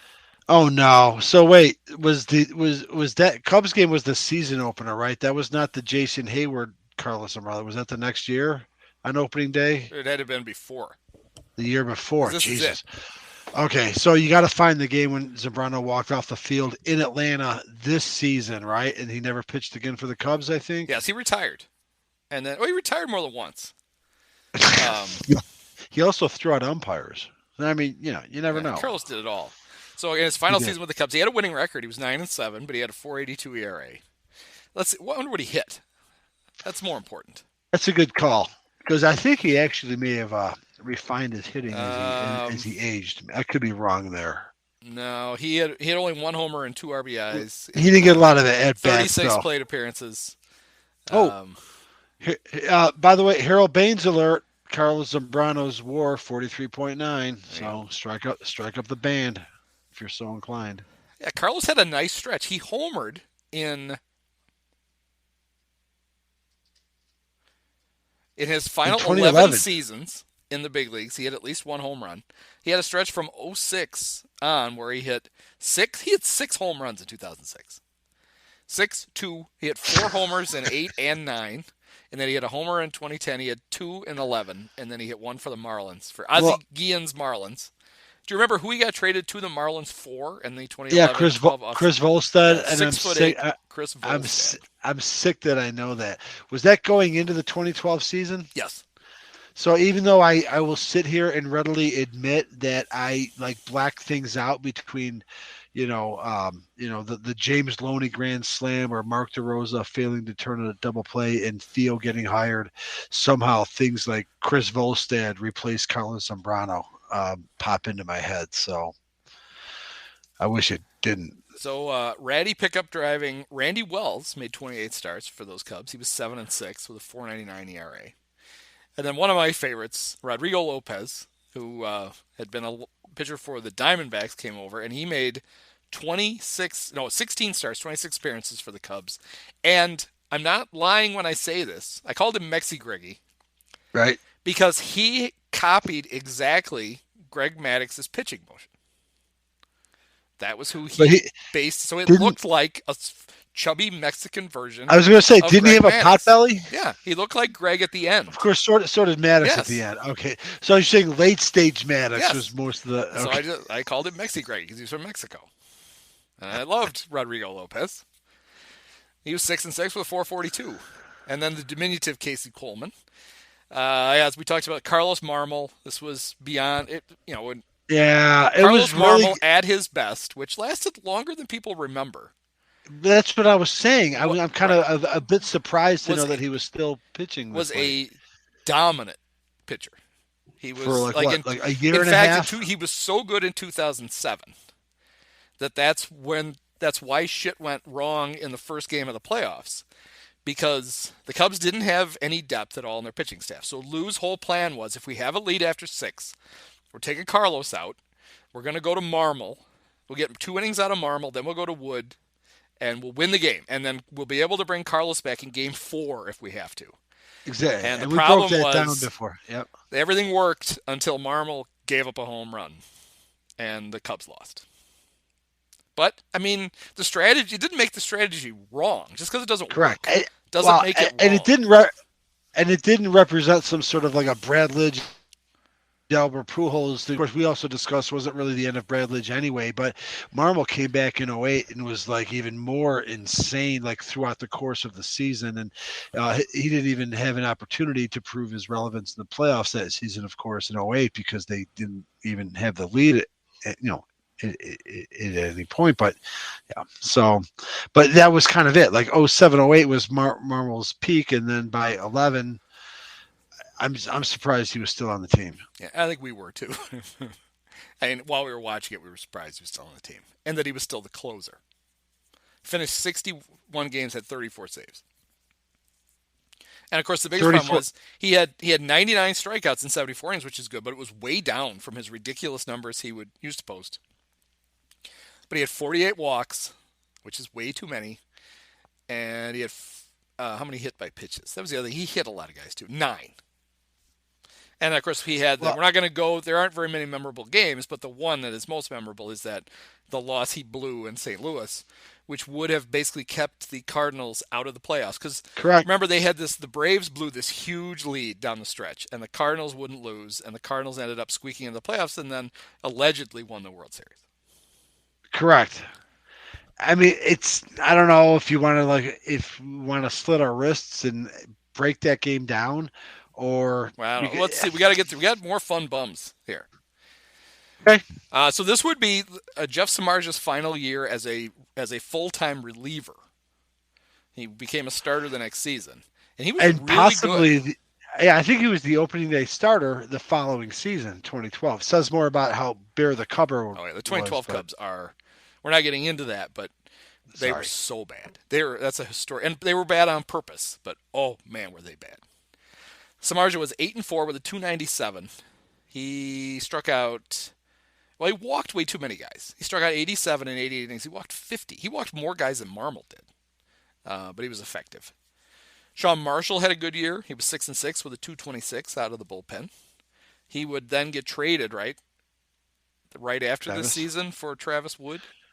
Was Wood an original Theo acquisition? He might have been. I don't think. Yeah, I wonder if Wood was there from the beginning. Yeah, December 23rd, 2011. This is quite a trade. Sean Marshall for 3 guys: Dave Sapelt, Ronald Torreyes, who might still be kicking around the big leagues, and Travis Wood, who was basically Sean Marshall. So you got a clone of Sean Marshall and the 2 other guys with a little bit of offense. Yeah, he could hit. Too. Although Marshall could hit, he just wouldn't run. I remember that. He got thrown out on what should have been an easy double in Cincinnati because he was just loping. But he was still forced to hustle and then get thrown out. Yes, because he wasn't hustling from the get go. Yeah. The Cubs had a lot of lefties on this team. Marshall also had James Russell. Oh, some reason I'm annoyed with him, and I'm not sure off the bat, but it doesn't matter. And John Grabo. So Grabo was part of the. He was a trade, right? The Cubs got him in a trade when they were going for it in 2008. 09. Was he 11? So 09. So the 09 team, which we talked about, was kind of like the 05 team that, on paper, if things go right, might be a good team because they're coming off of a couple of consecutive playoff seasons. appearances. They were in first place until right around the time of this trade. And so was this the Matt Lawton or that's 4 years older. Year. Never mind. That was 4 years. Yeah, the Lawton thing was great because they traded for him and then they traded him away at the deadline. He was only a Cub for a month. Right. And then he went to the Yankees and got busted. He tested positive for steroids and got suspended. Right. The whole thing, you could write a whole one-act play. He replaced Jody Garrett, who played for the Cubs for like a week. Correct. But even Jody Garrett got a hit, unlike Martin Maldonado. The Grabo trade was John Grabo and the beautiful Tom Gorzolani. Right. The sloth from Goonies, I believe, after he had grown up. Do you remember the ass can? Jose Ascanio? I do. Oh, yeah. I had high hopes for the ass can. Famous comedian Kevin Hart. Yes. And future All-Star, thanks to Mike Matheny, Josh Harrison. Wow. So we've come across both the Josh Donaldson and the Josh Harrison trades in the same podcast. Yep. Two long from the big. So in fairness to the Cubs and whoever's in charge for each respective trade, both players seem to be so far away. Maybe not Josh Harrison so much. The Donaldson thing really seemed like a little flukish how it took so long, and he changed positions, but he was a catcher for the Cubs, and they became a third baseman for the A's. And I'm pretty sure Josh Harrison, I know he's a streaky player. He was a good player for a long time, but the only reason he was an All-Star was when they changed it after the All-Star game I was at. Right. Which tied in Milwaukee. They did that this time it counts. And so Matheny was the manager and decided he needed a utility player because that was going to help the National League win. And so he took Harrison had decent numbers. He was not an All-Star, but that's why he made an All-Star team.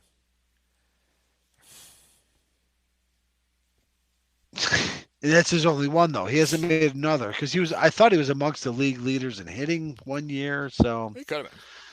Yeah. Not a bad player, but former Cub, Josh Harrison. And that trade happened in 2011. Yes. The John Grabo. Okay. Yeah. So 2011 was also the first year of the ill-fated return of Kerry Wood. The return, but not the finale, because that was 2012. That was 12. Right? Yes. He pitched 50. Actually, he was fine in 2011. 55 games. He was 3-5 with a 3.35 ERA. Struck out 57 and 51 innings. Walked 21. He was okay. And totally a reliever because, once Lou made him the closer, he never started again. Well, right. I mean, so he couldn't. He literally he could only throw like 30 pitches before his arm. It's such an odd career. All these bright moments and just couldn't stay healthy. He didn't even win 100 games. But then he did get converted to being a reliever in 07 and 08, and he didn't get any chance in the playoffs because the Cubs just got swept right out. And then they leveraged him and traded him or he signed with Cleveland. He bounced around, right? He was the Yankees pitching for the Yankees in the playoffs at one point. And so they just kept blowing his arm out a little bit further. Good for Kerry. Gets a pitch in the playoffs again, but yeah, he signed with the they let him go as a free agent. He signed with the Indians. And then the Indians traded him 2 years later to the Yankees. And he pitched really well for the Yankees and well in the playoffs for them, but they lost the ALCS to the Rangers that year. The Rangers went on to lose the World Series to the Giants. But it looks like Kerry. It's 2010. Postseason. Where's postseason? I have postseason batting. I don't so that was that. So that was the year before. That was Wood's.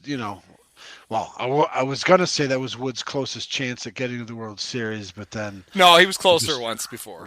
Refer you to the most previous episode.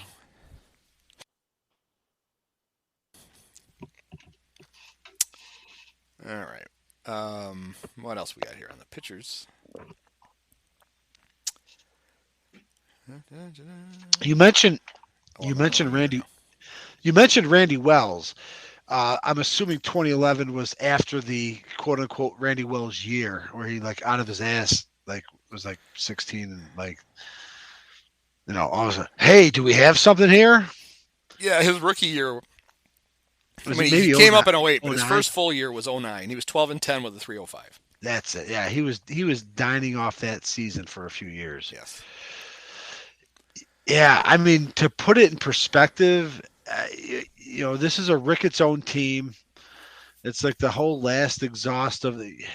I mean, it's the end of the whole sort of the last remnants of the Tribune era that had lasted at this point for basically 3 decades, but for one Theo Epstein essentially falling into Tom Ricketts' lap about 3 months after the end of the season, we could keep doing this type of a podcast forever. Yeah. Oh, the next guy on the list is, it's hard to remember he was ever a Cub. Do you remember he had been an inexplicably good pitcher for the Brewers, kind of a dumpy lefty, and he was a starting pitcher. He made 9 starts for the 2011 Cubs, and he won one of them. Doug Davis. Oh, God. Remember, Doug used to kill the Cubs with the Brewers, and then he killed the Cubs with the Cubs. Right. I think I talked about last podcast. He also pitched against them in the 07 playoffs with the Diamondbacks. He did. He also pitched, and I talked about this on our last podcast on my dad's, what would have been his 70th birthday at Wrigley Field, August 31st, 2003. Not to go all Les Grobstein on you here. Well, somebody's got to. Les is not around there. Right. I know, right? I'll fill the void if I have to, but August 31st, 2003 would have been when Doug Davis outdueled Juan Cruz. Disco Field. Juan. Yeah, Disco Juan.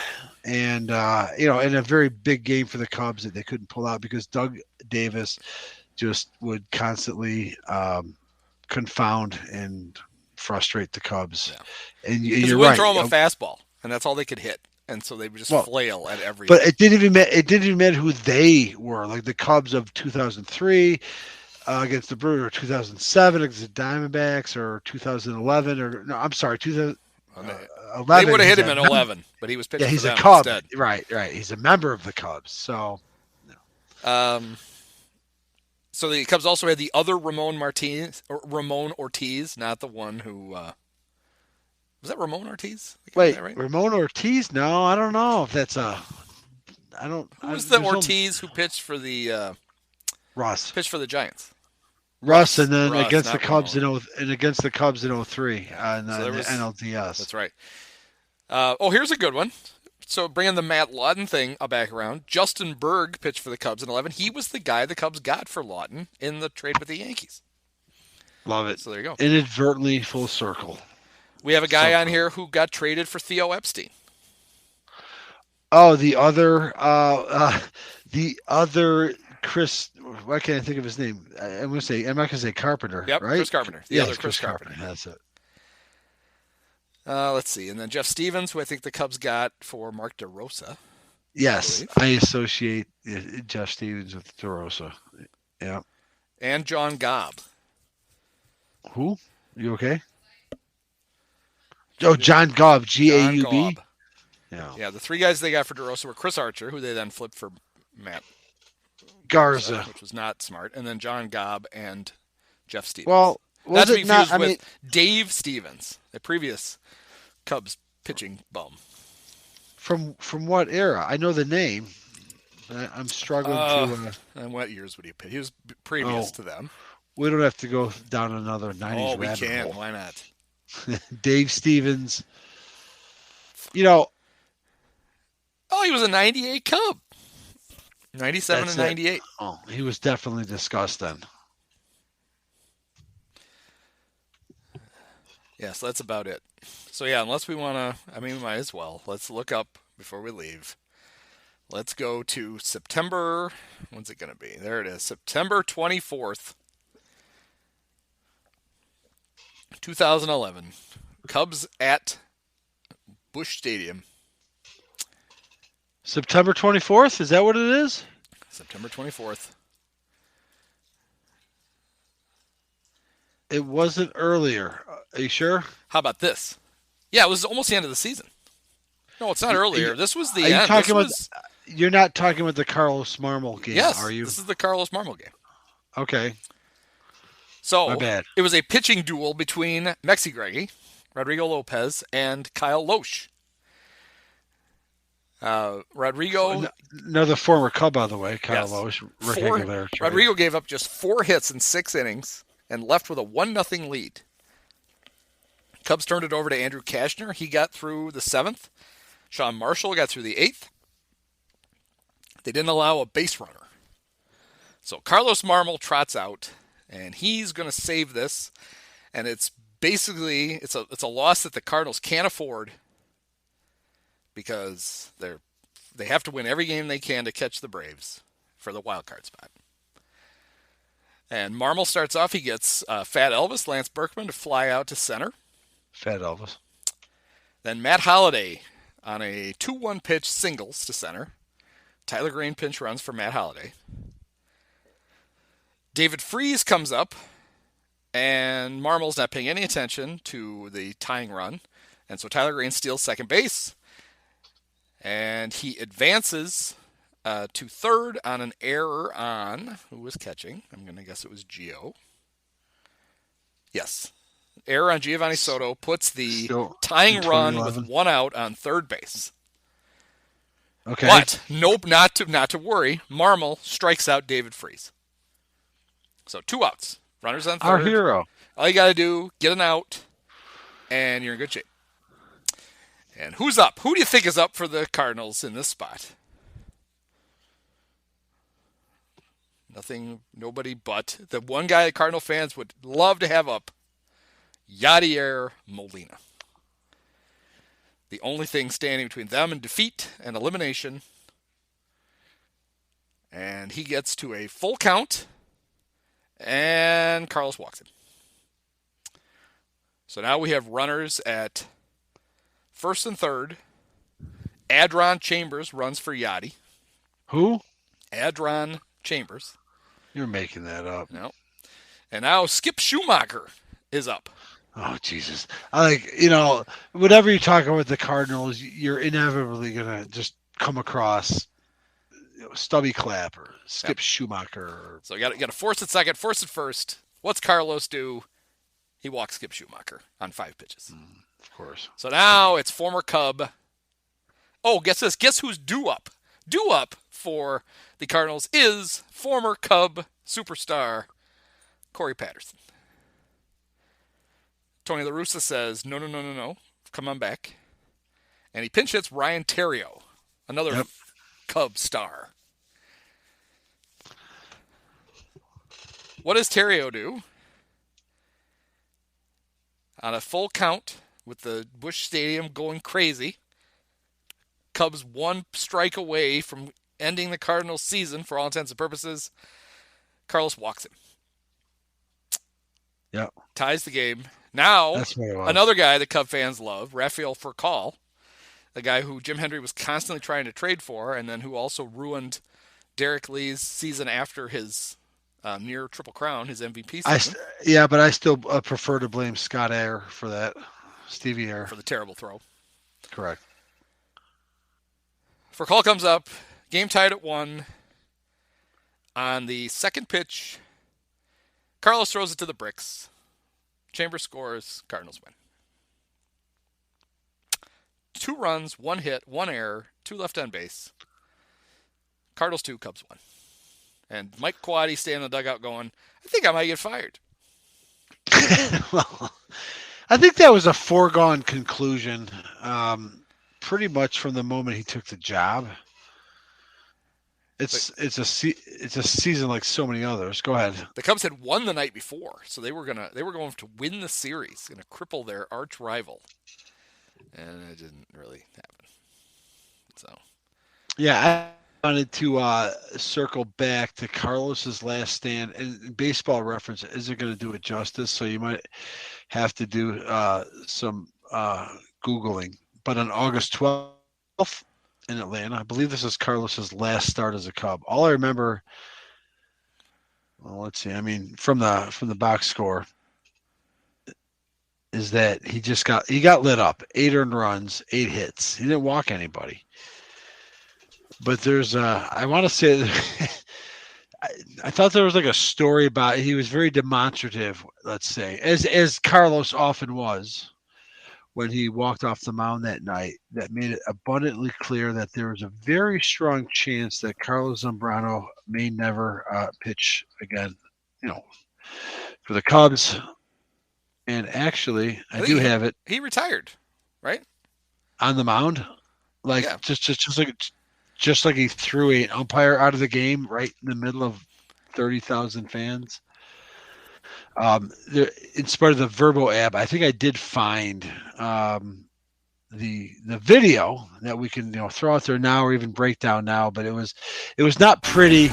Although there was something about it that I remember pissed off my dad, but it made me laugh. So I think I don't know. I just pulled it up myself, but I think we always enjoy talking about Carlos. Oh, what it was he started throwing it. He started throwing it to fucking Braves. They were hitting his ass. And Braves started coming out of the dugout. And basically at this point, Carlos was like just not effective anymore. So he didn't have the credibility, he didn't have the currency, to like pull shit like this. And he was kind of petulant. But it was still fucking funny because, goddamn it, Carlos debate whether or not he should have been tossed. I don't care. At this point, it didn't matter. He gave his heart and soul to he was on the 03 team. He was the ace of the 07 team. He pitched his ass off in 08, but every fucking infielder behind him couldn't fucking handle the ball. He did everything he could. His final stretch in 04 was amazing. Like he basically hoisted the Cubs on his back, and had they squeaked into the playoffs, it was going to be mostly because of him. Maddox had some good starts, but Maddox kind of fell apart his last 2 starts of the season. But down the stretch in September, they were their only 2 effective starters. And he was the like oldest what, and the youngest 20, were the 23? guys carrying them. Yeah, right. So, how about this? In 2011, so that the Cardinals won 8 of their last 10. The Braves lost 8 of their last 10.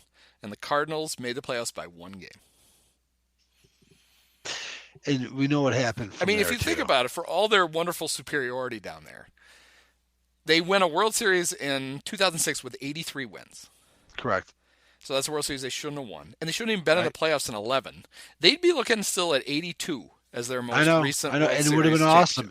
It would actually be starting to approach Brooklyn Dodgers, Chicago Cubs, like maybe this would be the consecutive 40th World year Series losses. since those fuckers won a World Series. But also consecutive losses in the World Series, which is like the record stands at 7. The Cubs own it. They share it with the Brooklyn Dodgers. They broke it when they won in 2016.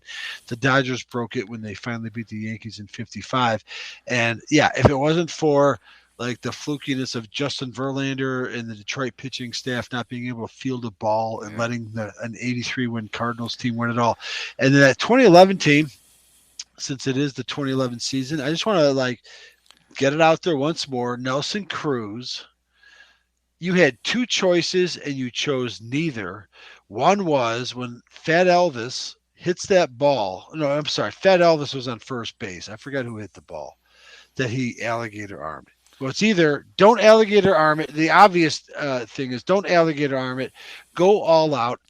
Don't worry about your future. It's the World Series. You can be a hero. Catch that ball, and it's all over. Or be a smart player and be like, Fat Elvis is on first. Yeah. I know there's 2 Back outs. Up, field it. I'm gonna turn around and keep him at third base and save us. He did neither though. He sort of went half-assed into that wall, and then just kind of went for the ball, but didn't quite get it. And then Fat Elvis scored, and whatever. David Freese came in later. Why does John McNamara takes an endless amount of shit for leaving Bill Buckner in because he wanted him on the field for the final out in '86?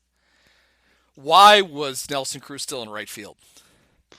I mean, Ron Washington had a habit of taking him out late in games because he was a terrible outfielder. Right. And because they were in, and he didn't play that much outfield, but because they were in St. Louis and there was no DH, which starting this year is no longer a thing, he had him in the game. They had a bigger lead late. He should have been out. They should have had a real outfielder out there who catches the ball. They win the World Series. Yep. Right. I think. The whole thing, even with Buckner, if Buckner fields the ball, Mookie beats him to the bag. So even then, the Mets probably still win, but there's no question that if you had a competent outfielder, the Rangers win the World Series. And of course, even if Buckner beats Mookie to the bag, the game's still tied. Like, it's not over, and anything can happen from there. Well, Whereas, although given that Calvin Schiraldi was out, this was Cub. Bob Stanley was in throwing balls to the backstop by this point. Correct. You're right. Yeah. It's funny, though. I can't really talk with any confidence about either the 06 or 11 playoffs other than that highlight I've seen. Because I just don't watch Cardinal playoffs. I know you don't. You've made that abundantly clear. So I've watched it, it's so all you don't apocryphal have to me. Right. But I've seen that highlight, and it's like, right. Oh, you've got to be fucking kidding me. And it falls in. It's the 20. That is how the 2011 season ended. Unfortunately, so I can tell this story. So that World Series happened the week it was going on when my dad died, and my brother-in-law is a Cardinals fan. So the whole funeral thing stretched out forever because the church they couldn't have the funeral on Friday because they were setting up for a fucking craft show, and they couldn't use the basement. And I told my mom, I said, Dad went to this church for 71 years, and they won't let us have the funeral on Friday. I mean, what the hell? Why do you go to a church for 71 years if they won't do it? But anyway, because of that, I was stuck. Tied. I was stuck there for a few extra days waiting for the funeral, and my brother-in-law is a Cardinals fan, so this happens while I'm waiting. And of course, they win the miraculous Game 6, then they win the miraculous Game 7. Yep. And he's like, well, it's like we had somebody up there pulling strings for us. And I looked at my brother-in-law and I guarantee you he was up there doing everything he could to make those fuckers lose. Wait, who said that? My brother-in-law, the Cardinal fan. I'm like, my dad hated the Cardinals almost as much as me. There is no way. Don't let yourself think your father-in-law is actually going to cross over. I mean, I think he thought he was like saying something like, nice. Right, like peaceful, harmonious, maybe bridge the gap. No, of course not. You. Yeah, he would have been better off not to say anything. Yeah. That's exactly right. I forgot that you have a Cardinal fan. I should have said it proves that there is no heaven. Because if there was one, your fucking Cardinals would not have won that World Series. But you're right. Those are the only two World Series that the Cardinals have won since 1982 have been really dubious. Yes, they shouldn't count. I don't count. They shouldn't count. They have count, 7. right. They only have 7 World Series wins. Big deal. It is funny, though, when Cardinal fans puff their chests out and they're like, look how many we've won. And it's like the Yankees have literally won 1 World Series for every 4 years of their existence. So you might as well shut up. Because even if you think you're second, which you're not, you're so fucking far away, you might as well be 30th. Yeah. I mean, they're second because they've had a higher success rate when they've gotten there. But they've... they haven't been to as many as the Giants or Dodgers. Probably the A's, I think. Maybe the Cardinals have been more to the A's, but it's just What a shitty way for 2011 to end. Another ill-gotten Cardinals so-called championship. Yeah. And but it was. It's funny. It is. It's the whole. The Cardinals have 11. I thought they had 9. No, because that one with Verlander throwing the ball all over the park was their double digits. So the Yankees have 27. Cardinals have 11. The Red Sox have 9 now because they've been winning so many. The A's have 9. Giants have 8. Dodgers have 7. Yep. Then the Pirates, the Reds, the Braves moved ahead of the Cubs by winning in 21. The Tigers also have 4. And then the Cubs, the White Sox. White Sox have the fewest of the. I'm sorry, the original 16. You're right. The Mariners have none. Diamondbacks have 1. Well, the White Sox, the Twins, slash Senators, and the Orioles all have 3. So it is funny, for as much shit as the Cubs take, there aren't a whole lot of teams that have won more than 1 World Series. Yankees have hogged them all. I mean, if you count the ties, they're all tied for 8th. Jesus. Right. That's why we need salary cap. I agree with the owners. We need more parity. I was rooting for the wrong side of this whole lockout. Damn it. What a fool I have been. Yeah. Well, now you know, Andy. Yeah. Well, there you have it. The wonderful 2011 Cubs. Oh, we didn't talk about Quade. I want to talk about Quade real quick. So, sure. He was one of those guys who was a beloved coach. Like he'd been a minor league manager for a long time. His minor league team players loved him. He was a coach. Famously, he was a coach on the A's in the Moneyball year because the guy who played him in the movie had hair. It's like, come on. Couldn't you have shaved your head for the role? It was, I hope it wasn't like Lou Ferrigno or like somebody with like a big bushel of hair. But, and he managed the AAA Cubs for a while, and then Lou put him on his staff towards the end. Okay. Maybe the whole time. Maybe it was all 3 So he years. wasn't even a Lou guy. He just like was sort of he was a Cubs organizational guy. Yep. I mean, Lou had Matt Sinatra. That's all he needed. So right. So the two of them could get lost on their way to Cincinnati. That was great. Right. Vito from The Sopranos. Yeah. And Quade is the interim when Lou says, I've had enough of this shit. And, like we said, he went 24-13. So the Cubs like, fine, you can be the manager. And he famously, he gave everybody hockey nicknames. He just added a Y to everybody's name. Everybody had a nickname. And he would never refer to anybody, even in interviews, by their real names. And some of them are really awkward, like Carlos Zambrano. You can't just add a Y. So it would either be like Carlosy or Zammy. It was like, no, that's not a thing. No. Those aren't real nicknames. Think on your feet, Mike. You just call him Big Z. It's not that hard. So there were a bunch of veterans, like I said, and Dempster was chief among them, who lobbied to Hendry that, why don't we just hire this guy? Why isn't he our manager? Like, we had success with him, and it's like, fine. Of course. And he had made a lot of friends with the players because he was really loose and he didn't have a lot of rules. And they show up for spring training in 2011 and everything's changed. This is his one shot to be a manager and he's going to do it his way. And all of a sudden they had actual rules and the players did not like it. And they were basically pissed at him from the very beginning. And they were also terrible. And that's a bad combination of pissed players and bad players. You're going to lose a lot of games. And that's exactly what happened. You have just completely summarized the 2011 Cubs. The other thing I remember was, so he gets fired unceremoniously after just one season. At the end of the season, before a regime change, of course, right? I would guess they hired Theo and then Theo fired him. Okay, sure. And then the Cubs went through that ridiculous coaching search where they did the fake interviews. So like Dale Spame and Mike Maddox. And who were the other finalists? Good recall. That would be a good thing to know. Because it came down, I think, to Spame and Maddox. And they hired Dale. They basically hired Dale because they thought he'd be good with the young players. And they pretty much knew that by the time they were good, Dale would be gone. It'd be irrelevant. Yes.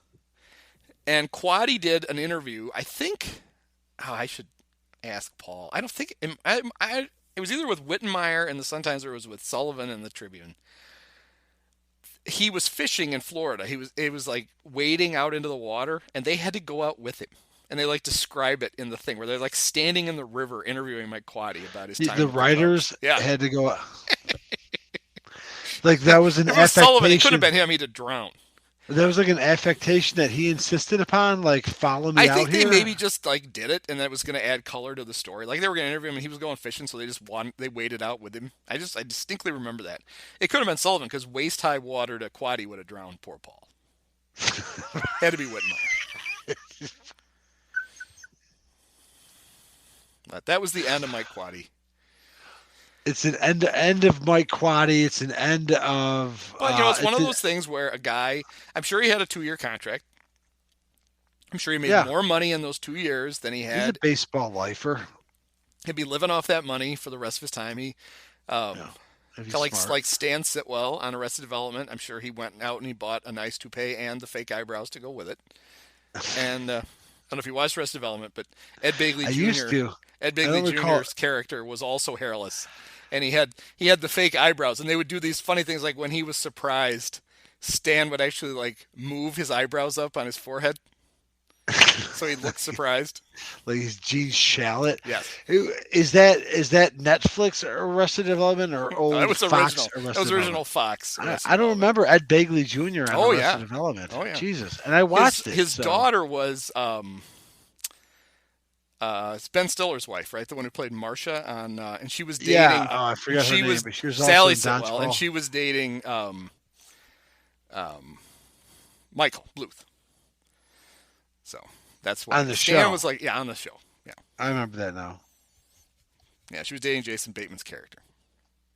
It's kind of coming. There's a lot. Marissa has some amazing stuff. They had that whole arc with Julia Louis-Dreyfus as the blind lawyer. She also dated Michael. I remember that now. Yeah. So anyway. Wow. I'm going to circle back. Arrested Development. Oh, I've done a rewatch at least. I've watched them all at least again once. They're amazing. There are jokes that you did not even catch the first time. Much like the 2011 Cubs. Exactly. All right, we'll bring it full circle. So there you go, everybody. That was the 2011 Cubs, who got a lot of our time. 2 hours of our time. Holy shit. That's way more than they didn't deserve that, but it was still fun. All right, well, next time we will spin the wheel again, and we won't ever have to talk about the 2011 Cubs. I'm excited about that. All right. Well, we'll see you next time then, Mike. Thanks, Andy. When it comes to towing, seeing is believing. That's why Chevy Truck's advanced camera technology offers up to 8 available cameras for 14 unique views, so you can focus on the view that really matters. Chevrolet, together let's drive. Learn more about Chevy Trucks at Chevy.com. Safety or driver assistance features are no substitute for the driver's responsibility to operate the vehicle in a safe manner. Read the Vehicle Owner's Manual for important feature limitations and information. Many of us have herpes.